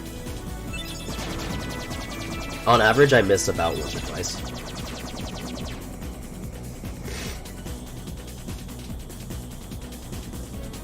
So there's Atlantica. We're never gonna go there. So now we gotta fly back. If we miss it again, we lose another 20 seconds.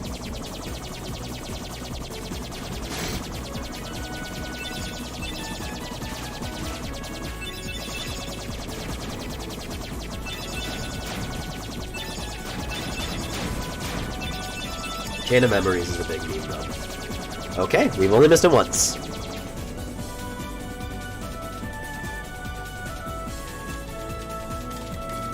Chain of Memories is a big meme. It's RNG the run. It's a cool run. If you want to run it, go for it. It's a pretty easy run, but you're leaving a lot up to chance. If you want to get a really good time. Okay, so now we're coming into Neverland, and this is one of the faster worlds in the game.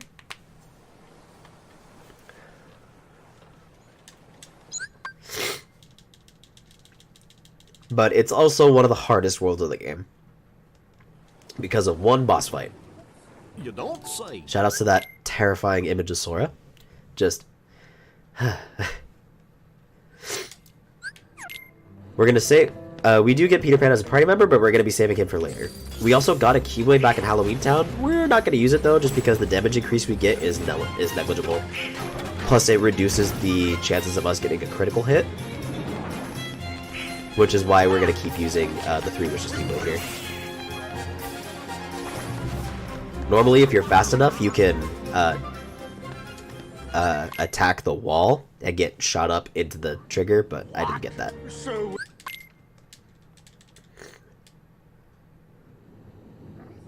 What is it, Tink? Alright, and now we're coming up into the boss fight. I'm gonna go ahead and activate this Trinity.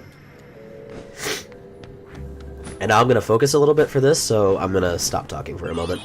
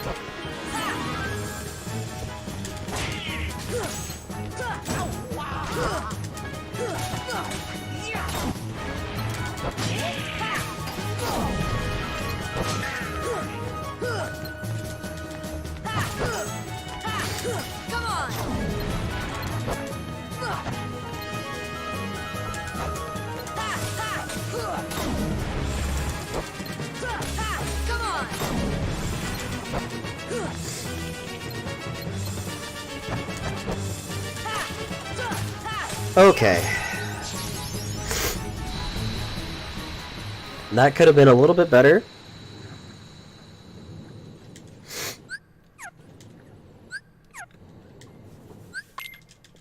That fight's pretty hard. There is a stomach track that I was going for that involves making sure he never gets to go back into the ground and everything like that, but I wasn't able to get it. So right now I'm doing a quick menu because we're going to be actually using Peter Pan, because he's going to make this upcoming fight a lot easier. And this is going to be the first instance of us using the stop spell.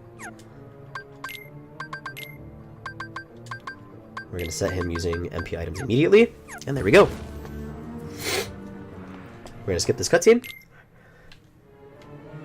That's not true, Alex. You're a wonderful person. And I love you very much.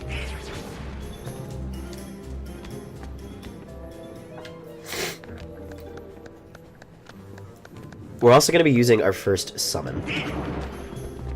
I'm going to briefly explain what the stop spell does before we get into it. The stop spell allows us to, as the name says, completely freeze our opponent in motion.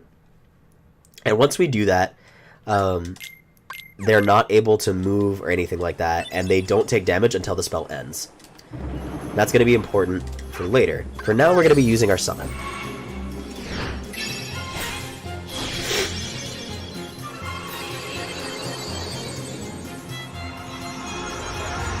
Welcome to Meet Simba. Now, Simba's strength directly correlates to how much magic we have, as do the rest of the strength of our spells. The only spell that's an exception to is the spell Gravity, which we're not going to be using for a little bit of time.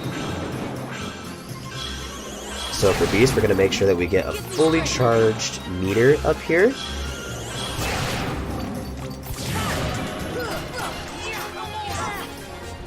And then we're just going to go ahead and take him down. We can't kill this guy instantly with Simba, so we have to melee him. And now we're going to go ahead and use Stop.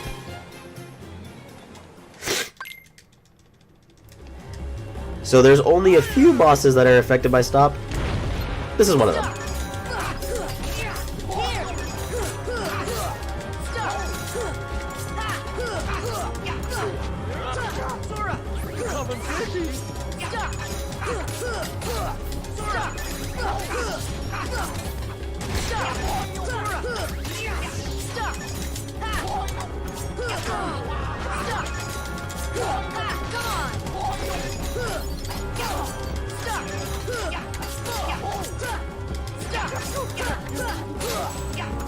There we go.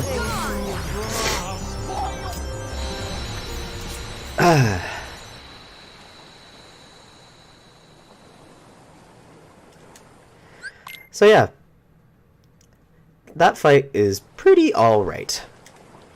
We're going to be using that strat again for one other boss, and then we're never going to be using it again. And that's the boss that, in my opinion, is one of the more scary fights. It's deceptively easy, but pretty dang punishing if you keep dying to it, which I have a habit of doing, which is why I still grab the elixir.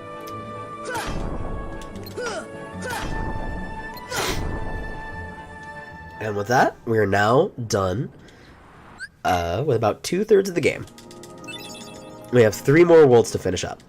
We have to finish up Traverse Town, and then we have to do Hollow Bastion, and then finally the final world, which is appropriately known as End of the World.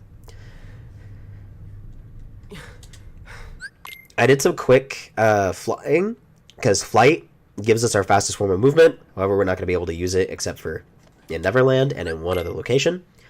And I was able to grab some items that are going to be super useful for later. We're also going to go ahead and equip Glide, because we're going to be using that later on.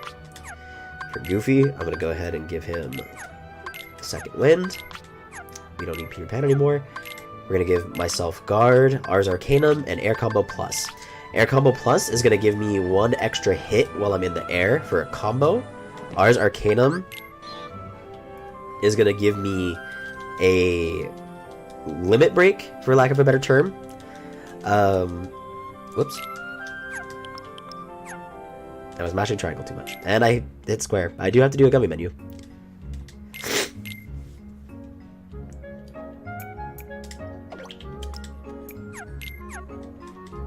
May as well get that done right now. I got that item while I was in Neverland, while I was flying. So now, we're gonna go ahead, fly here. I actually just realized I forgot to switch. Nope, did I? I didn't. I forgot to switch one bit of equipment, I think. I'm gonna double check just to be sure. I also landed in the wrong spot. I'm making a lot of mistakes today. I'm sick, I'm sorry. White Fang. Very hard. There we go. I know I missed something.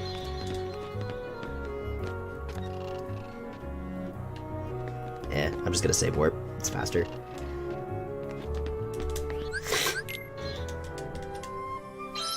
I don't normally do this. I'm just I'm just not myself today.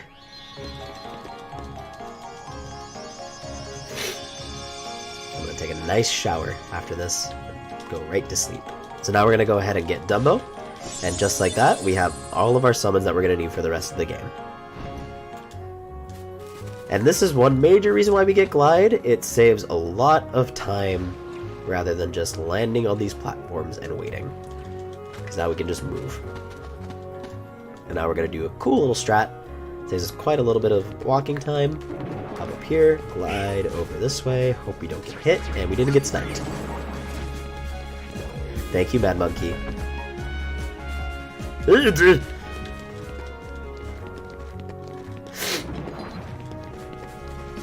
Love y'all too, your beautiful souls. While I am a memer, I am also a very wholesome boy. I try my best. So now you're going to see the first instance where we use Ars Arcanum, and we're going to use it right here. It's important to note that during that initial first flurry of blows, I'm completely invincible. We're going to be taking advantage of that in some fights later on, and Ars Arcanum is going to be one of the only limit breaks that we use throughout the game.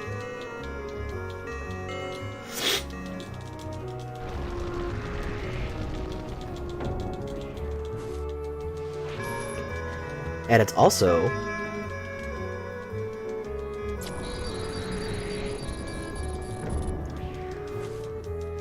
Alex, I did no such thing. I will say that you smell lovely today. Even though you're far away and I actually can't know that. But anyway, we're going to be using Ars Arcanum to make this fight a little bit easier. However, we're going to see the return of an old nemesis. He gave us a little bit of trouble before, but he might give us a lot now. I don't know if we can do it. It's going to be rough. And the fight's done. Well, that was easy.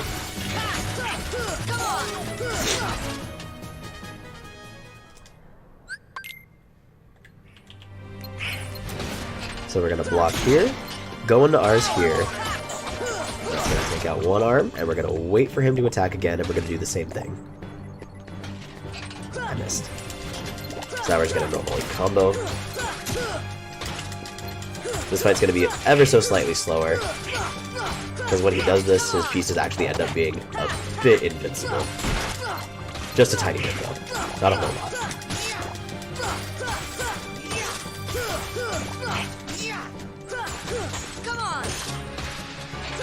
There we go.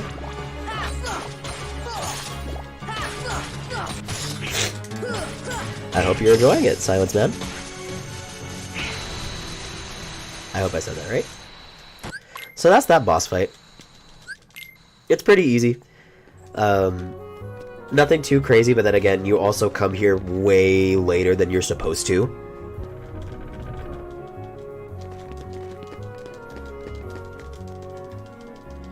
Do I think skipping Retaliation section of Oogie Boogie made up for missing Hook? Yeah, I only missed it once, so I only lost 20 seconds. Getting the skipping Retaliation for Oogie gets a lot of time save. I'm also not trying to PB this run right now, though, hence why I waited for the incentives for singing and such. But it's fine. I'm pretty happy with the 238. I want to get it down to a 220 eventually, but that's gonna take a minute. A random thing to note, the Japanese version is actually faster than the English version by about 20 seconds, and that's purely because of text. The English version has the glitch that I showed earlier, as well as a few more that I will show off later. Wait, what am I doing? I don't need to do the gummy menu. Whoops. I'm used to doing it there. Excuse me. As well as a few more that I'll show off later. Because my estimate is pretty generous, if I'm gonna be blunt. Yo, shoutouts to Potato over 300. So now we're coming into the third to last gummy ship mission. The Hollow Bastion. Again, seriously, whatever you can afford, please donate. We really appreciate it, and there's a lot of incentives you can donate towards. I'm gonna take a moment and be open and vulnerable as to why stuff like this matters to me. So first off, in terms of the marathon in general, Valuethon was the first marathon I ever did a run for. Boix is a really cool dude, and I was really happy to see that he took Kingdom Hearts in. Like, that made my day. But Save the Children is an organization that I have a lot of support behind, as someone that was directly affected by unsafe living conditions. I grew up with an abusive parent, and it wasn't a... I'm not going to miss words, it was not a good time. But while I didn't get anything from Save the Children, because as far as I know, I don't know when they were founded, I'm fine now. I'm all good now. I'm in a position where I want to be, and I'm living the life that I want to.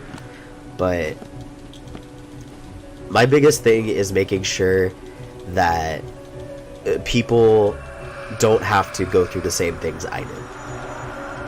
That's something that's always very important to me, is making life as comfortable for people as possible. And I think that that's something that, especially at a young age when you're so formative, that if you're in that kind of situation, that can affect you. So yeah, donate to Save the Children. They're good people, I promise. They're trying to do their best to help out, whether it be medical needs, counseling, anything like that. They're good people.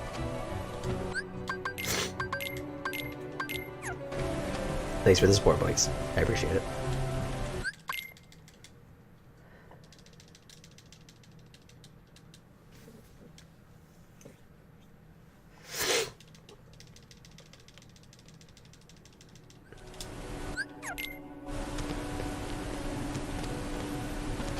So yeah, we're coming into Hollow Bastion, which is the longest level in the run. There's a lot that we have to do here, and there's a lot to explain. I actually messed up a menu earlier, so now we're going to have a slower Riku fight. So normally what you'd be doing for the upcoming boss fight is you would equip Tornado on Goofy. That will make it so that the boss doesn't move around as much, so you can get more damage in on him.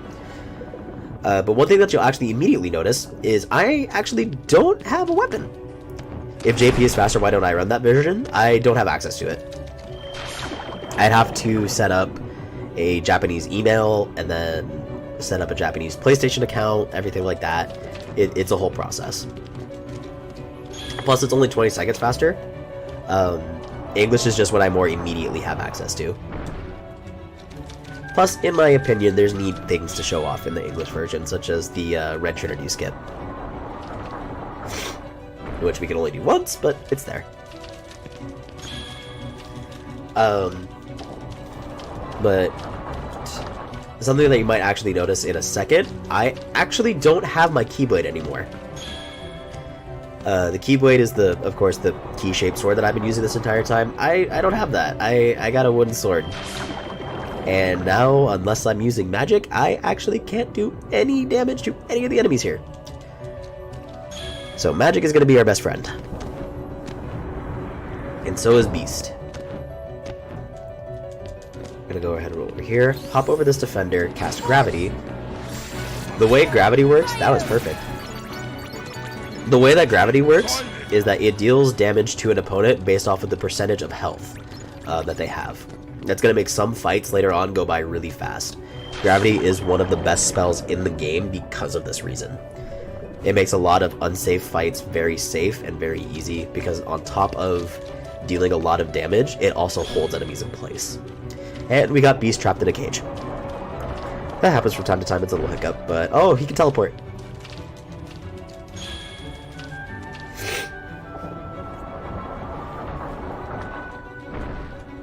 So once again, we're going to be going straight into another boss fight against Riku. This world has quite a large abundance of boss fights, and it's interesting. We're going to go ahead and hop up into here.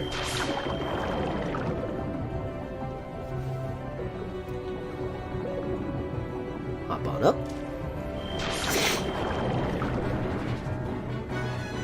At what point in the speedrun will you not scrap a possibly bad run? Will I scrap a possibly bad run?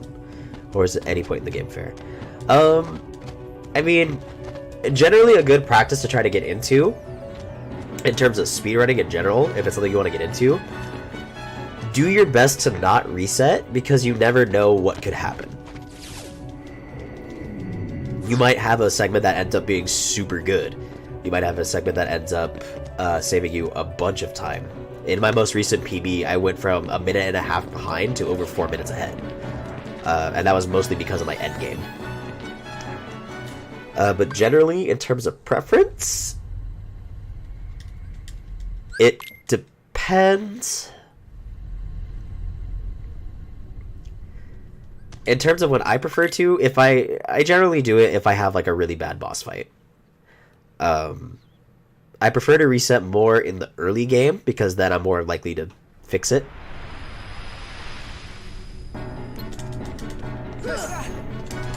I'm more likely to fix it on repeat playthroughs. If I'm resetting at the end game, it's just not going to be a good time because then I'm just going to have to work it all the way back up there. So this is Riku. Most of this fight is just letting him get close to you and then attacking him.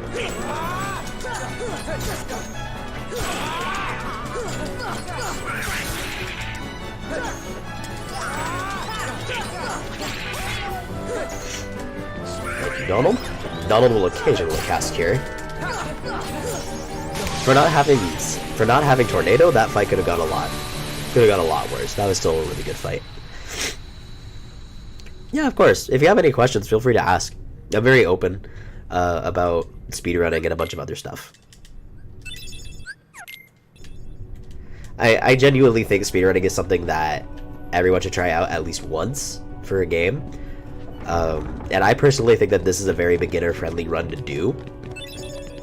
There's a lot of resources now, because the Kingdom Hearts community exploded in 2013, 2014. The Kingdom Hearts 2 community was always pretty sizable. I think there's over like 80-something runs.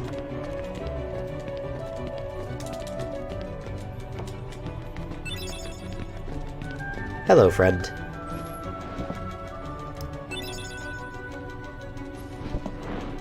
With bosses and platforms, do you read forums and collaborate with other speedrunners? Do you get into the game, just process boss fights over and over? Generally, do I have a cheat sheet or a notebook nearby for reference? So, when I started running this game, I generally ran with the notes right beside me. Like I said before, I've ran Kingdom Hearts for about 4 years. So at this point, I basically remember everything I'm supposed to do. I might hiccup every now and then, but That just normally happens. Yeah, exactly. JTB's got it. It turns into muscle memory. You just kind of get accustomed to doing it. See ya. When you're first starting out, though, doing... Yes, save states are very, very good for practice. Fire.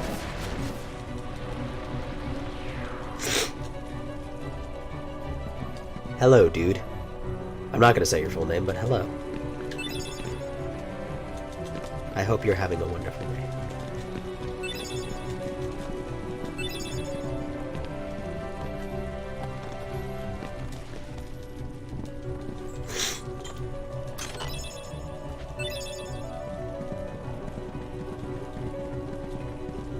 I hope you're having a wonderful day, and I hope you and your partner are having a great day.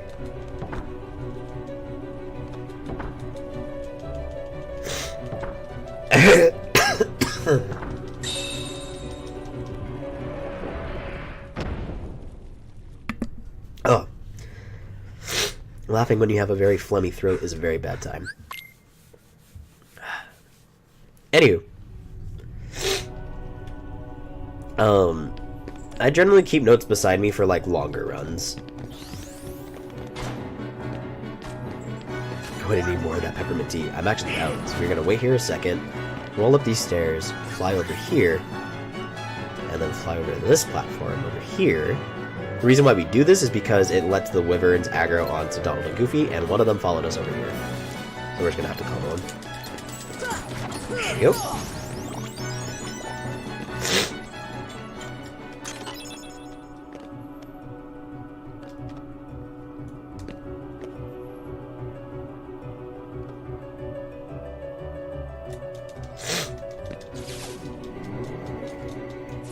Yeah, having notes for commentary is also a really good idea if you want to get into marathons. I've done this enough to where I can kind of keep track of where I want to talk about specific strats. Upcoming is actually the first instance of a trick that's really quick, called Dumbo Skip. And this is actually why we got Dumbo in the first place. We're going to be doing Dumbo Skip about 3 times in the whole run. So on this moving platform, we have to take care of a few ambushes. We got an extra ether, so this upcoming boss fight is going to be a little bit easier. Hey, we got 2 ethers. That's really good. I'm also going to go ahead and take this moment to equip an ability called Treasure Magnet. All it does is it increases the range that I can pick up those little bubbles or items. And that's going to help me get a lot of magic and 3 very important items. Do you ever go into the game and try to find a new breakable or skippable areas? Am I credited with any? No, actually I'm not. Dumbo Skip is where you watch something else at the theater. Exactly. Teddy knows what's up. I haven't found anything notable. I came into the Kingdom Hearts community after everything was basically found. There's like one minor bit of movement tech I found in Kingdom Hearts 3, but I haven't seen anyone use it because I've still not watched any Kingdom Hearts 3 run. I'm still trying to make an actual, like, planned out route for Proud Mode, and then I might do Critical Mode when that comes out. But yeah. So I'm gonna go ahead and do Dumbo Skip here. You roll twice, summon Dumbo. And normally they expect you to run around, solve a whole puzzle, but I don't want to do that, man. Nah. So we're just gonna fly up here, dismiss Dumbo, and there we go. Now we're going straight into another fight.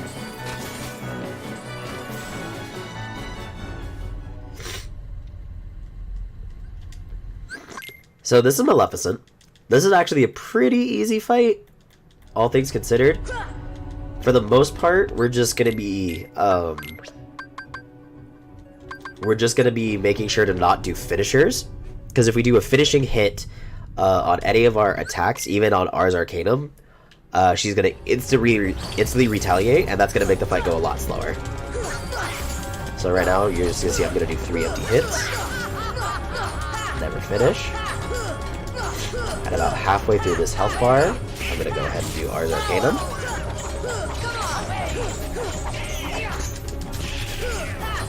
Do it again. And the fight's done. That was one of the best fights I've had in a while. Normally, what the game expects you to do is combo her, she'll throw you off, summon some Heartless to fight, throw meteors at you, it's a whole thing. But just by doing that, we actually avoid having to ever do that. Alright, so now, this is a fight that's pretty scary.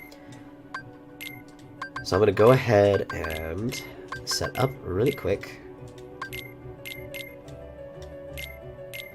Set the elixir. Okay.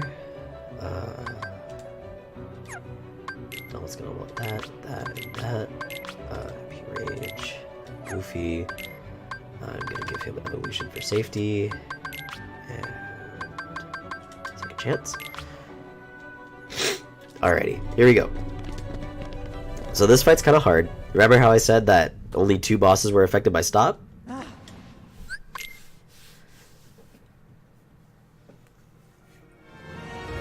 This is the second boss.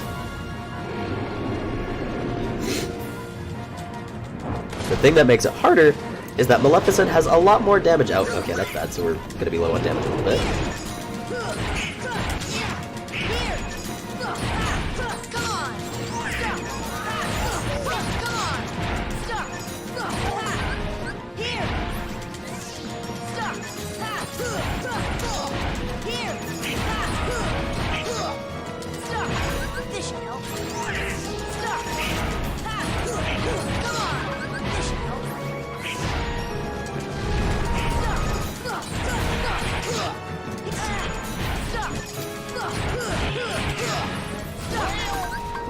Elixir just for safety.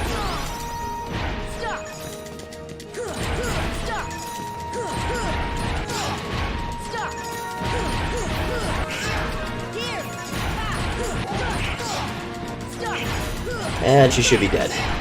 There we go.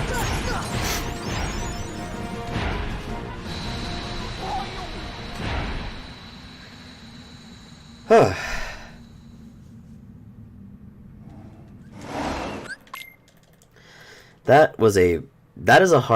It's a deceptively hard fight, mostly just because Maleficent does a bunch of damage all at once. It's not so much hard because her attacks are hard to avoid, it's just hard because of how much damage she really does. And if you let her get out of control, the fight can end pretty quickly in a wipe. So I'm just really quickly going to go ahead and add another ether to my inventory, and we don't need stop anymore. So I'm going to put on Cura, and I'm going to put on a very important ability called Leaf Bracer. Can I remove for it? I'm going to take off Guard for Leaf Bracer. We don't ever really need to guard during this upcoming fight. This is another fight where we can get something known as DM skip, or Desperation Move skip. The way that Desperation Move is defined is when the screen goes dark and the enemy reaches an invincible state. If I do this strat correct, we will skip over that. There's going to be one other instance where we're going to go for this in the game. In Kingdom Hearts 2, there are many instances where you go for it, but here we go.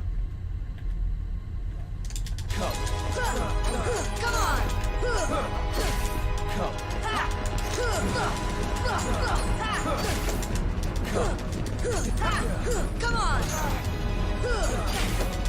Show me your power! Come on!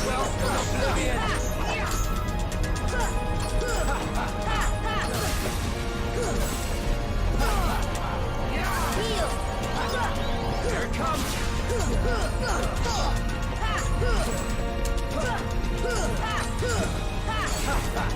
And we didn't get it. This is still going to end up being a pretty alright fight if we can beat him now. This might be a best time for me. This is a pretty hard fight to get done quick. that's close. It's gonna be close. Ah, we almost had it. He's about 2 hits away. I'm gonna heal. Safe. Don't wanna get sloppy. There we go. So we almost got it. That's a pretty hard fight to do. More so just because the second Riku decides to go into his DM, which is called Dark Aura, he's completely invincible. So you can't get any extra damage in, anything like that. And you have to wait until he's finished with the attack before you can do it. And he can decide to go into it at any time. Hello, cat. You have found your way back inside. I'm not sure if you heard her chirping, but she is here. Now it's time for a very important strat called Bonkless. If we don't get this, the run is dead. I'll point it out when it happens.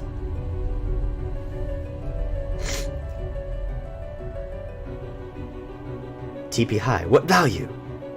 Shoutouts to Grookey. Oh, whoa, what's this? And yes, we are actually playing as Albert. We're not going to be playing as him for super long. We're actually coming to the end of his segment right here. Shoutouts to Grookey. The best. Besides Sobble. TP high.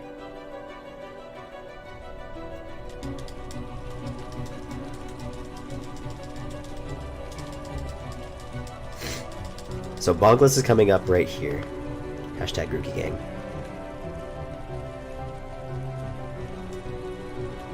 Here we go.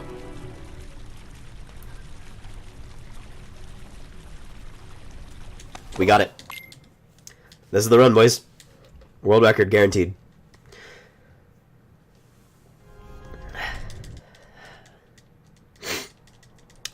So, the reason why that's called Bonkless is because that cutscene skip, the trigger to skip the cutscene occurs just before Donald hits you on the head. And if you can get it there, it's the earliest possible you can skip it. World record hype.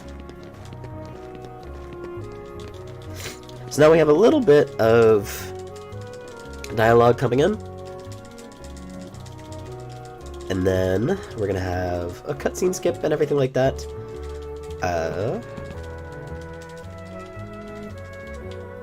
Score bunny dab, score bunny dab, score bunny dab. Yo, can I get like 10 score bunny dabs up in chat right now? From everybody?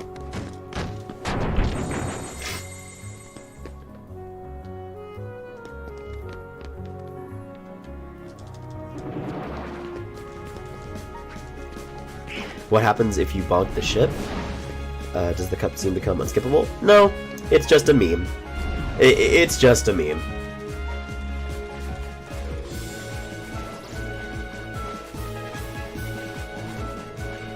Okay. I dodge roll into the corner because it actually speeds up losing the Heartless. And once the Heartless are gone, you can activate everything. So I'm going to try to figure out an angle for something I want to show off a little later. Nope, didn't get it. There's a neat cutscene glitch you can get here that's really funny, that I'll show a little later. I'll show after the run's done if I have enough time. And if it's cool with Boinks. I have 2 glitches I want to show off. One of them is super easy to do, the other one is just, precise. So now we're going to be using the... If there's time, sure. Alright. So now we're going to be using the key... We have the Keyblade that we're going to be using the rest for the game, which is the Oathkeeper. If I recall correctly, its ability is every final hit I do is guaranteed to be a critical hit. So every final hit with the Keyblade is going to do double damage.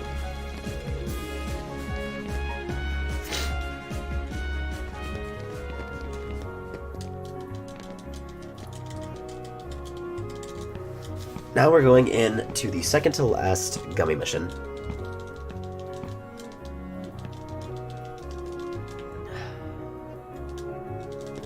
And we're also going to be doing the final gummy menu of the game.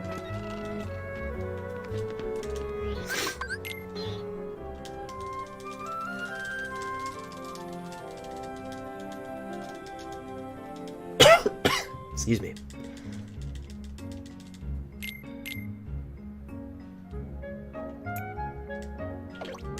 There we go. So now our gummy ship is going to be the fastest it can ever be. And we're going to go ahead and go into this warp hole for the sake of plot. We're going to go ahead and boost, and as you can see, we are moving much faster. Random fun fact, all of these ships are actually named after Final Fantasy characters. The giant castle-like ones that we just ran by are called Alexander.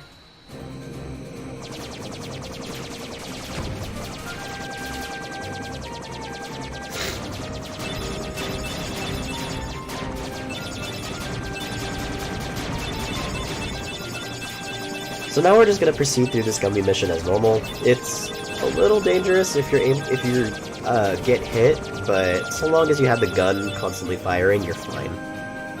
Not much can really happen. We're just gonna keep boosting through. The final gummy mission is the most dangerous one, because there's a lot of high damaging Heartless that are nearby, and they deal a very, very large chunk of your health in damage if you hit them directly, which we most likely will. So we're pretty close to the end of the gummy ship mission here. Actually, you know what? No, I don't want to do this. Run's dead. So that was found by one Spike Vegeta, who was having a very bad run, and he died there. And when he died, he found out that he could still warp straight to Hollow Bastion.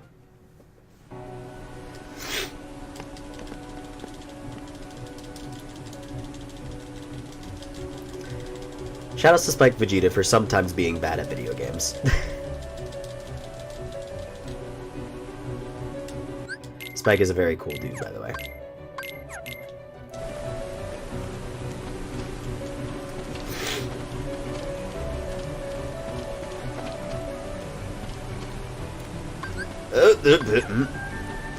Spike does have some really good clips. Okay, I messed up a lot of stuff right there. So we're gonna be off a cycle. We're gonna hop up here. There we go. I moved mostly against the camera there. Okay. So now we're gonna go ahead and give myself MP Rage.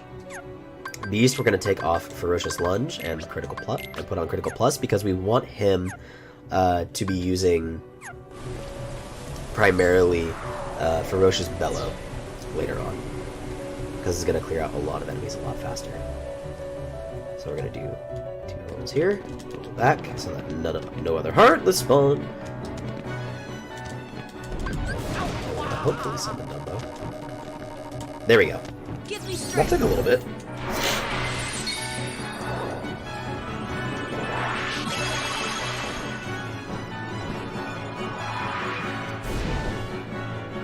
Shoutouts to the left. So this Warlock is going to follow us now, which is going to make this go a little slower. But this is Dumbo Skip 2. Fly over here. And then hopefully to get it to despawn, we'll fly over here. Despawn? Yeah, it did. We're good. So normally you wouldn't be followed by Heartless, and you can just activate that lever right away. It saves walking through a bunch of doors and loading screens. So now we're going to go ahead and activate this. All things considered, this is turning out to be a pretty alright run. Hi Strife, hope you're having a good day. Or night.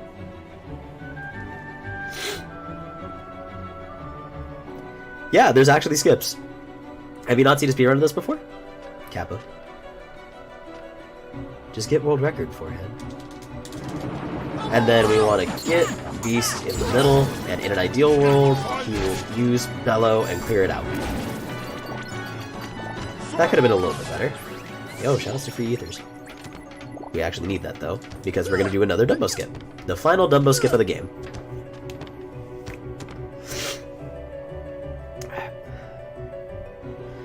We're getting really close to the end of the game right now. We're in the last 2 levels. And we're also actually coming up on the final cutscene. Or into the unskippable cutscene. Not much into Cage. Probably because of that. I mean, I understand that, man. It's okay. I was really bad at this game, too. I've played this game a lot now. So I'm pretty used to it.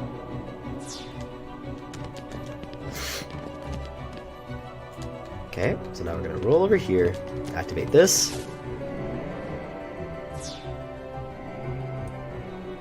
Go to summon, do 2 rolls over here, summon Dumbo, and once again, doing Dumbo skip.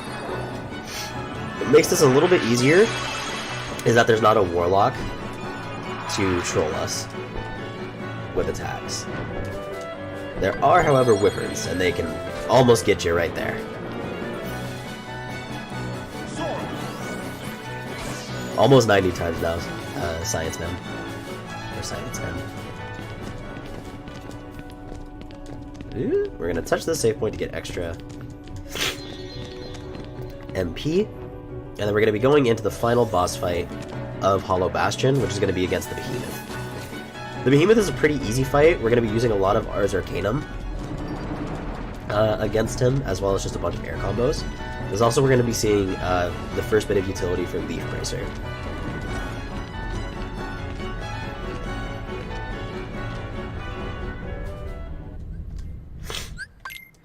The important thing with speedrunning... Oh, why did I just use gravity? Gravity doesn't affect this boss, whoops.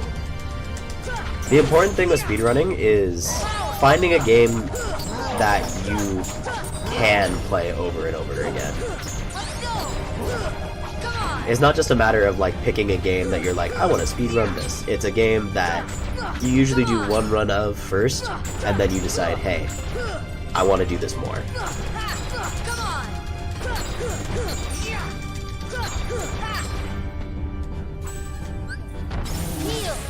Pepsi Man is a game. So this is a pretty easy boss fight. We're just waiting around most of the time.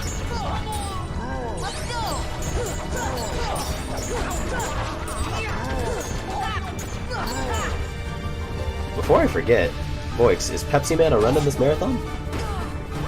Because if so, yo. Excuse me. Did not mean for that to happen. RIP headphone users. The meme version of Pepsi Man? I have not seen that one. So now we're coming into the next unskippable cutscene.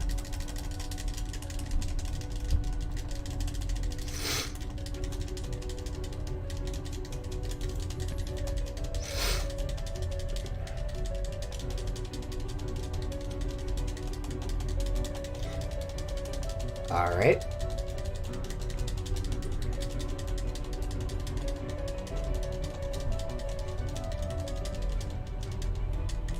Now, if y'all excuse me, I have to go to the bathroom.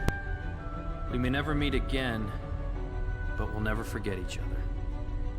No matter where we are, our hearts will bring us together again. Besides, I couldn't forget you, even if I wanted to. What's that supposed to mean?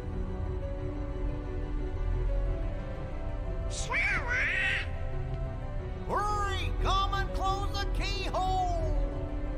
Sora, good luck.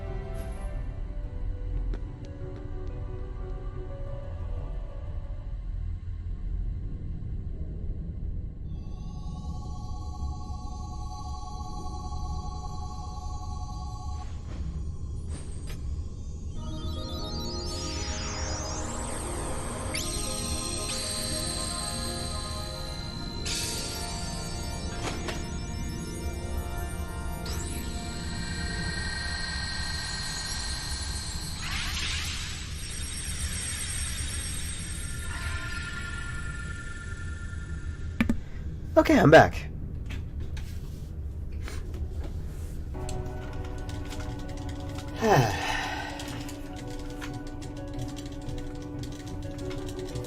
So yeah, that's the final unskippable cutscene of the game.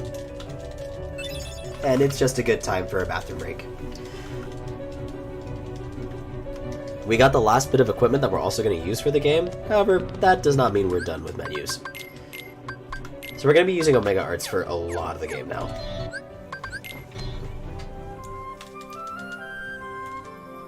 And now it's time for the surprise. Beata Maria, you know I am a righteous man. Of my virtue I am justly proud. Beata Maria, you know I am so much purer than the common, vulgar, weak, vicious crowd. Then tell me, Maria, why I see her dancing there, why her smoldering eyes do scorch my soul.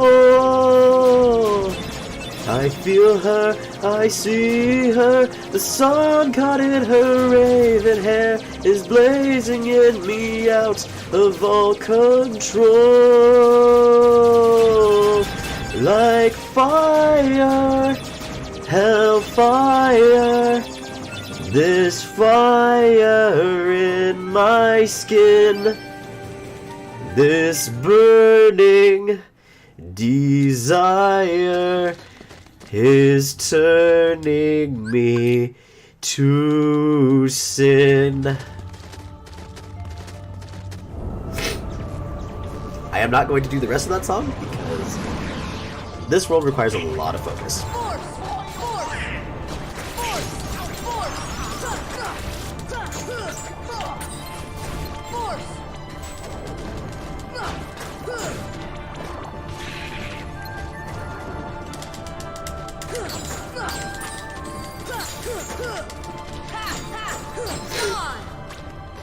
Hellfire is a great song, man. It's a banger. Okay. So, what's the most unfortunate that's happened to me during one of my runs? The upcoming final fight of this hallway. It's against another behemoth. It turns out this behemoth can go out of bounds. And he did. You can't control his movement at all. And that was pretty bad. It loses you a lot of time because you can't damage him until he gets back. So for the most part, this is where we're going to be using a lot of gravity. Because gravity, as you can see, there's quite a number of these guys. And then it just takes one more combo, and we're done.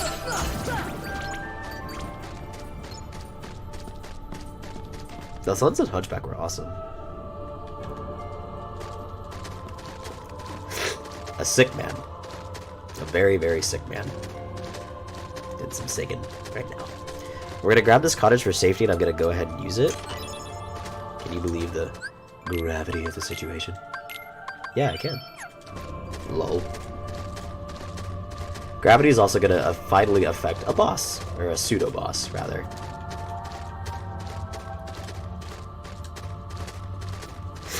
We're getting pretty close to the end of the run right now.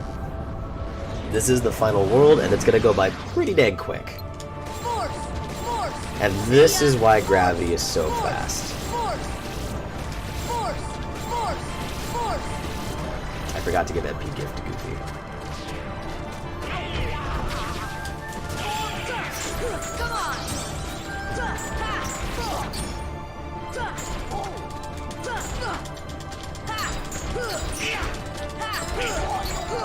This fight also has a 5% chance to drop another Omega Arts, and if we get it, it saves about 5 seconds, I believe?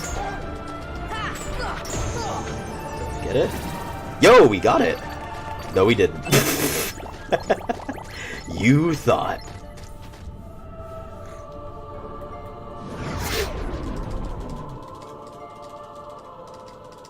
I heard the item drop, I didn't see the box, so now we just have a meme. We have the Mithril Shard.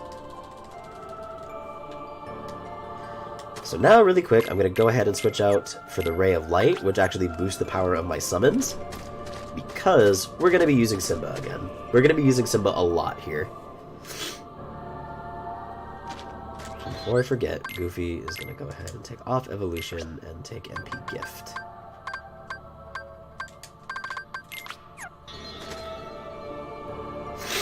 Wow, memes.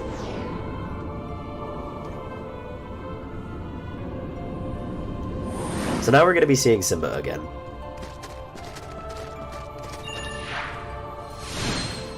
But it was me, Mithril Shard. You thought you were getting Omega Hearts, but it was I, Dio! So we're gonna go ahead and mash out Simba. And then we're gonna wait for about the 3rd charge to go off. And then we're gonna go ahead and just clean house. So here we go. Get me straight. Oh, I didn't release it early enough. So I'm gonna go ahead and walk out. This is a pretty rough strat, and if you don't get it right the first time, it's kind of hard to get the timing down. I waited a little bit too long. And if the enemy does hit you, it completely ends the attack.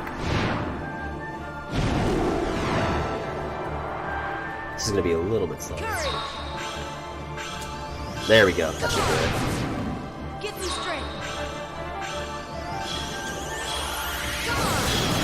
Now we're going to go ahead and just finish this up. Get me straight.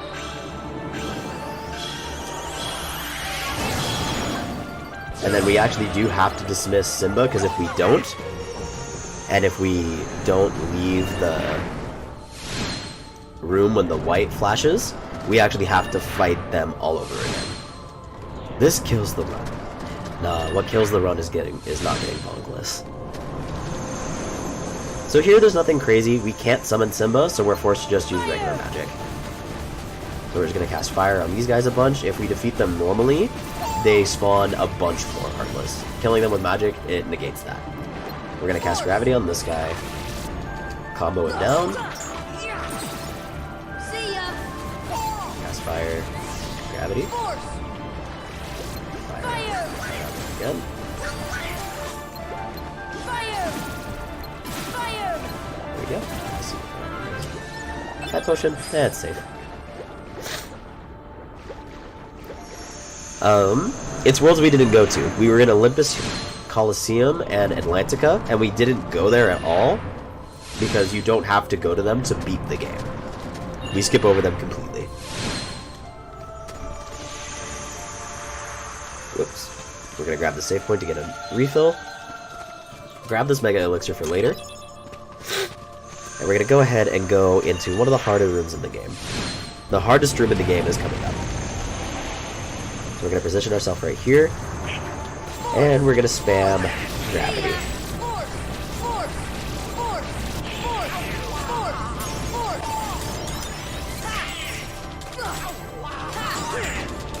Yo, shoutouts to Donald for doing it. If Donald didn't get that,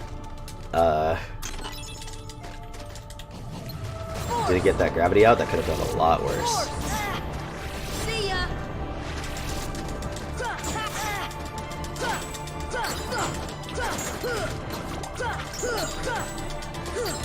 There we go.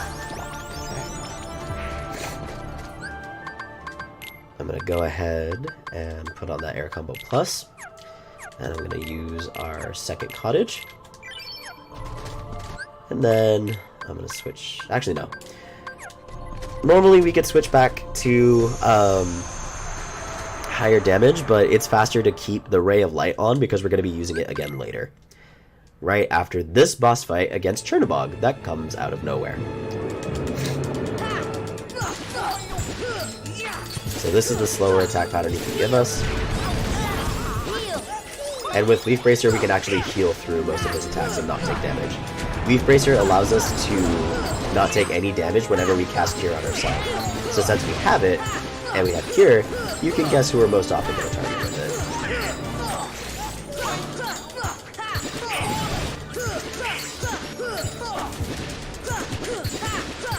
Really good pattern so far.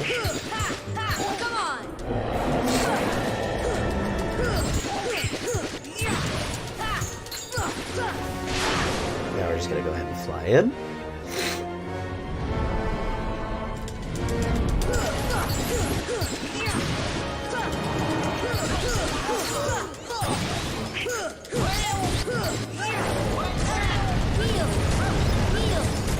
There we go. And now, just for a little bit of speed tech, we're going to land right there. And that's going to give us Super Glide, which is the fastest form of movement in the game. We're going to go ahead and equip it. And now it's time for that next elixir.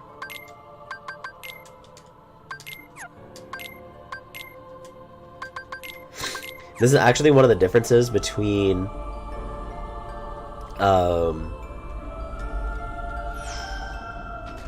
the PS4 version and the PS3 version. In the PS3 version, you actually had enough time to use another cottage before starting off the rest of Final Rest. Here, you have to use an elixir right after this fight.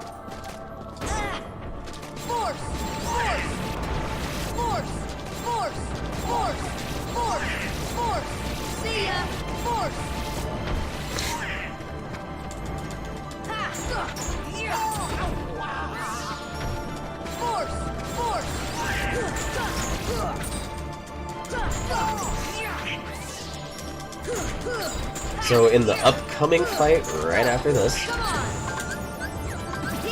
I'm not going to be talking because this strat is very precise, and if I lose it, we lose several minutes.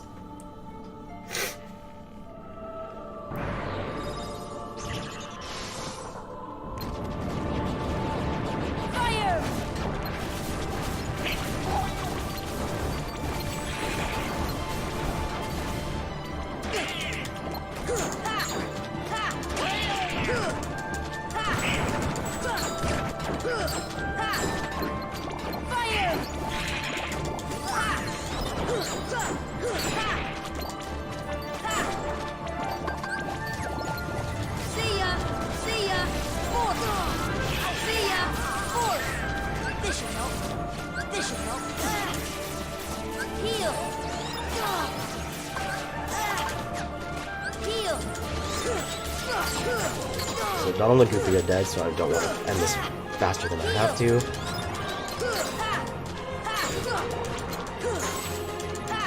I'm gonna have to purposely slow down here.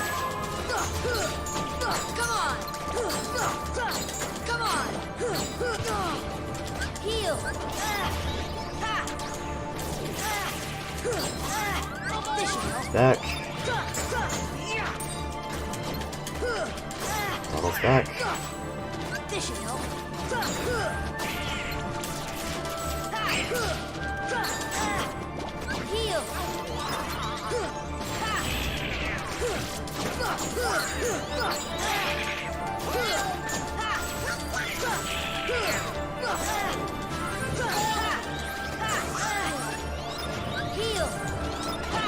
Unfortunately, with Invisibles, they are a pretty RNG enemy. Oh wow, I missed the timing. So this is gonna be kind of close. If I didn't get it, it might just be faster to die.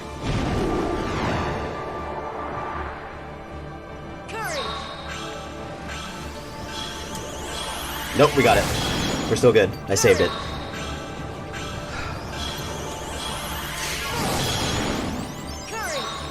That was actually very close because that Angel Star, the winged hourglass, was coming to attack me, and if it did, I would not be able to do this.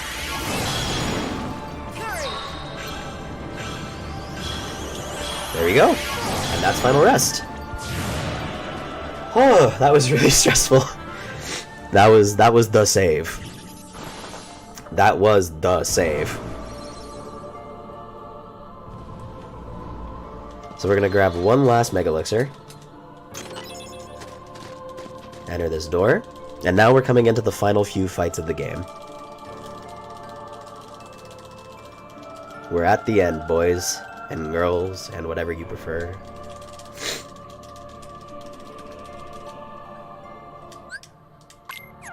Switch out Ray of Light for Raven's Claw because we don't need it anymore. And then we're going to go ahead and take out the Ethers and switch them out for our Elixirs and our Mega Elixirs. There we go. We are set.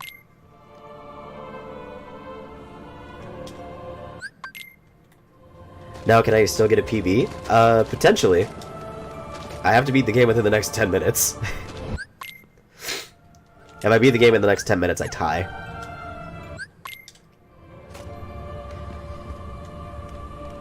So this is Ansem.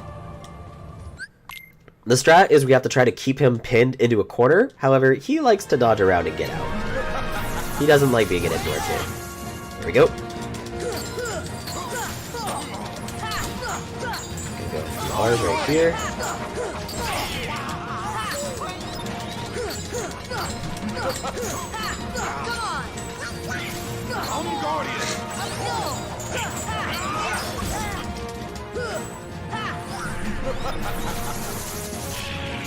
All of his attacks do very high damage as well.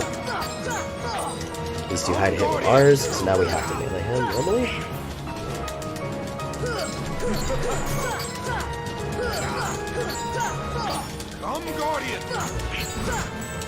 We want him in a corner because then ideally we can hit him with every bit of ours.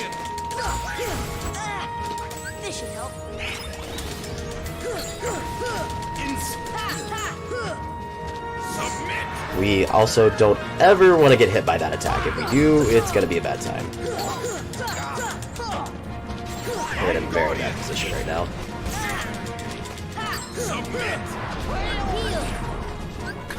Open your heart.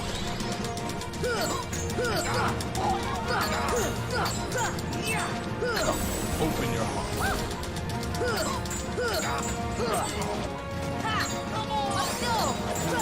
There we go.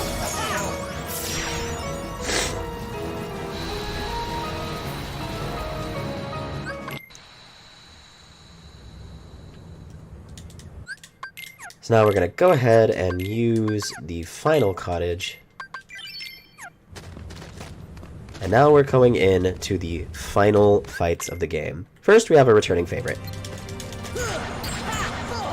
First things first, we're just going to do a bunch of air combos on him.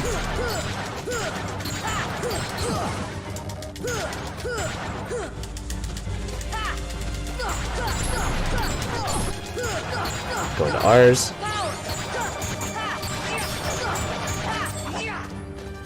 You feel like you're going to have a bad time.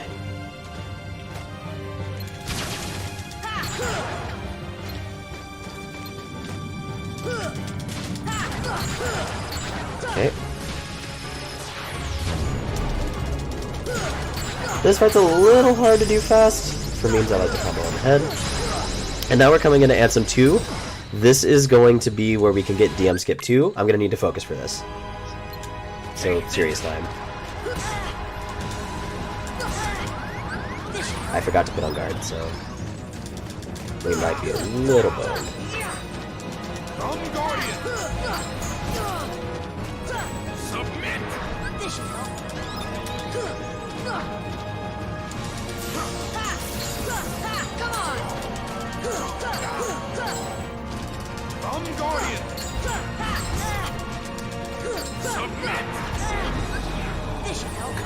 Open your heart.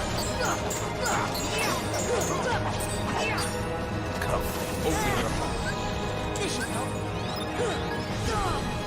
Come, open your heart. Whoops.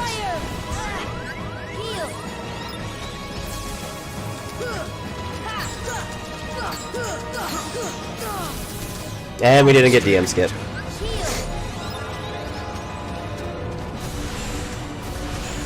I really messed this up because I don't have guard. Final darkness is come, Guardian. We might be able to skip the second one though.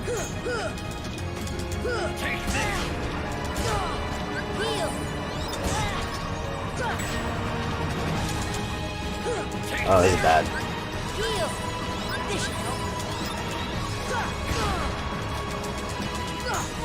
If you have guard, that attack is very easy to block and punish. Come, Guardian.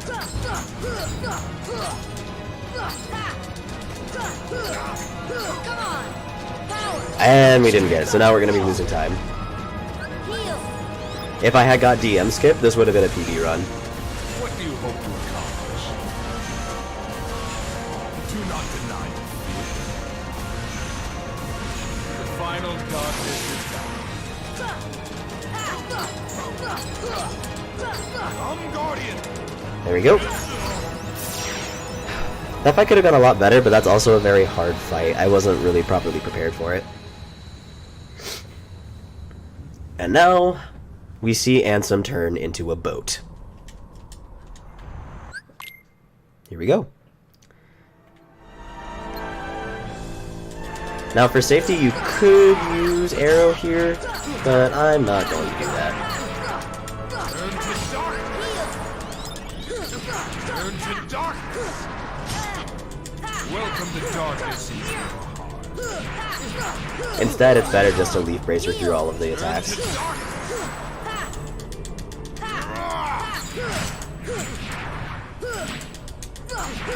All shall be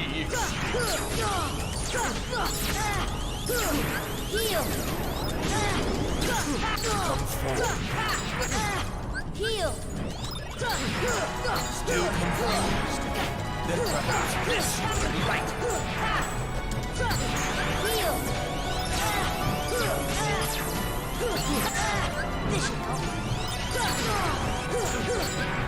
Welcome to darkness in your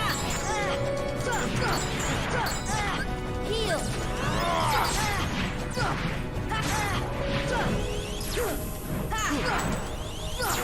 Up. turn to darkness. And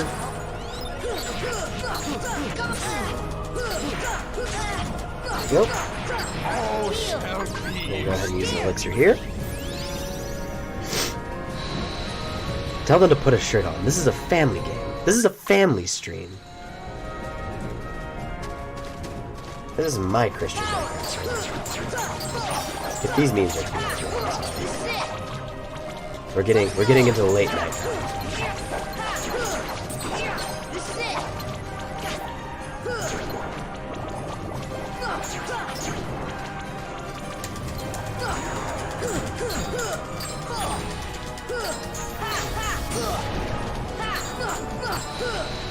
So the reason why I keep hitting that core is because it keeps giving me magic back. So for a lot of this, it's just going to be trying to get things done as quickly as I can before I get pushed away.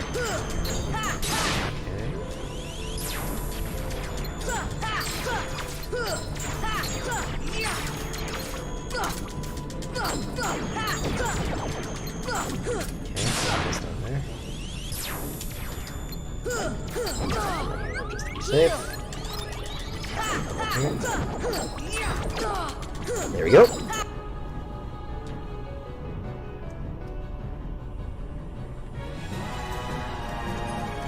And then remember what we did with the Dark Balls before? We're going to be casting Thyraga again. See ya! Fire! Heal! And Goofy's going to help us out by giving us magic. Occasionally, these guys will also drop Mega Grade items, such as Mega Ethers, which are also going to be very helpful for the next core coming up.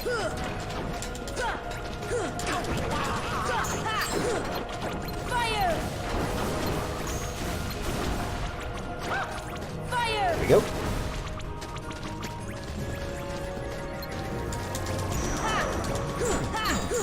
Come on! Heal! PB's gone, but we might still, but we're still going to get a very good time. So now we have a giant face. Strat here is combo and then heal through any of his laser attacks, especially the big boy. Just kind of heal when you need to.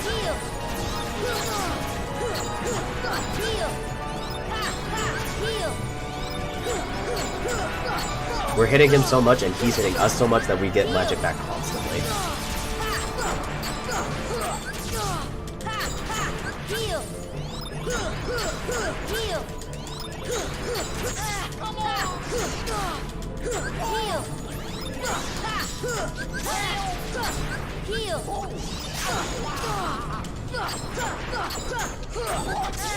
Heal! Heal! Even for beginner mode, this is definitely the place where the run becomes the most dangerous, because everything can kill you in about 4 hits. Just hitting stuff for fun. And he got a Mega Ether. Mega Ether doesn't help a whole bunch, it's just useful. It's just nice to have. We also have several Mega Elixirs.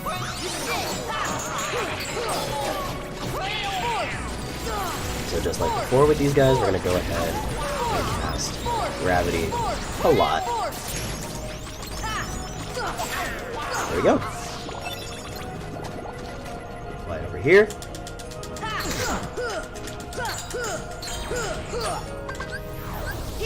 There's the elixir.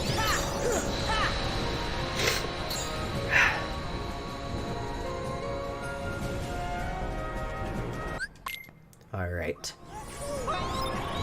So now we have the Ghost Machine, is what I like to call this thing. It's abnormally weak to gravity. Not quite sure why, but it is. So Mega Elixir to heal up everybody. Win the game, I believe! Thank you, boys. Time's coming up pretty soon. Time is going to be on the final hit I get of this boss. Of this buff boy without a shirt.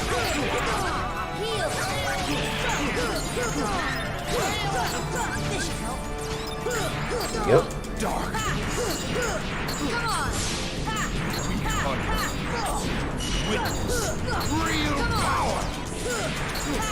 Starting to get him down into the yellow bar is good damage.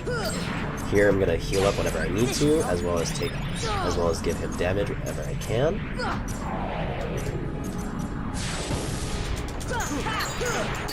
We're gonna Mega Elixir to get everyone back so they can help out.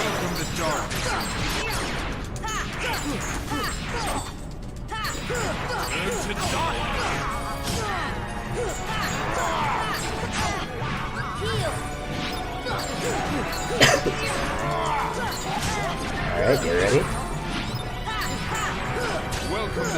And time. It's about 240. That's not too bad.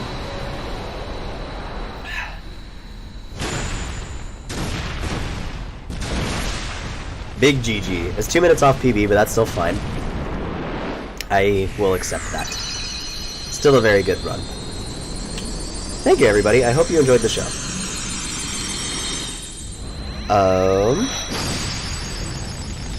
I'm gonna go ahead and reset the game now because I have some neat little glitches I want to show off if we have the time. Do we have time, boys? I have save set up ready so that they're good to go. This is just a little like neat thing to do for fun.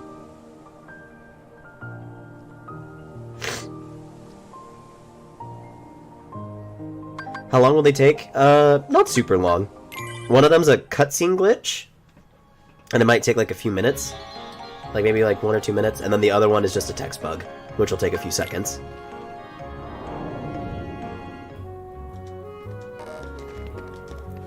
Alright, thank you, boys.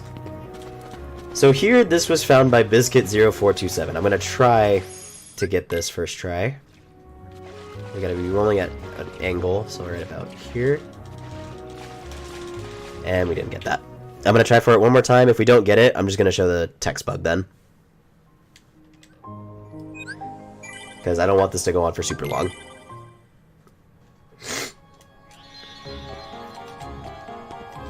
But trust me, if I can get it, this is a wonderful, wonderful little glitch y'all will see.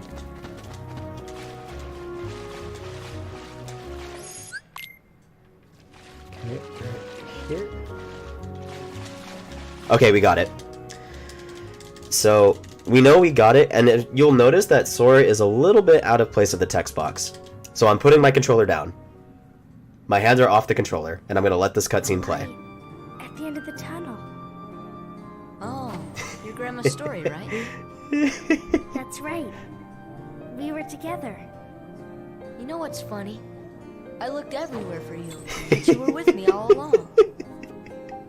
And now I'm all the way over there when I'm supposed to be in front of her. Now, it's If you time can't to tell, break this is apart. not how the cutscene's supposed to go. You think it'll ever be the same again? The best part's coming up. Riku's lost his... Wait When for I turned it. into a Heartless, you Here saved it comes. me, remember? I was lost in the darkness. Again, I'm not I couldn't pushing find my anything. My way. hands are As I off the stumbled through controller. the dark, I started forgetting things. My friends, who I was. The darkness almost swallowed me. Okay. But then I heard a voice. All Your right. voice. I'm gonna go ahead and reset. There's not that much else to that. And then I'm just gonna go ahead and show a neat little text bug. This is gonna take like 2 seconds. So first things first, we're gonna go over here.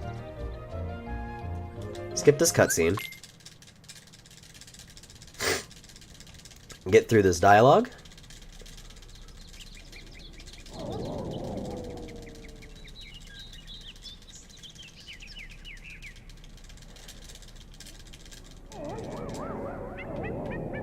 Go back into the castle. And you know what? I feel like reading the journal. Oh, that's cool. Okay, we're done. Let's go talk to Alice.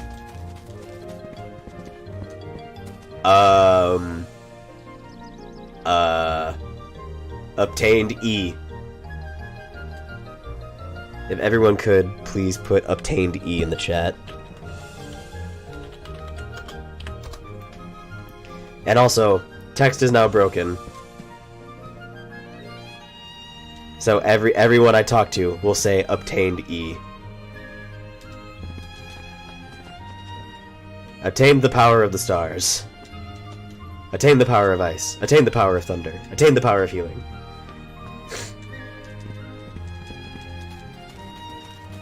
But yeah, text is broken now. Obtained the complete gummy ship collection at 0 money. Alright.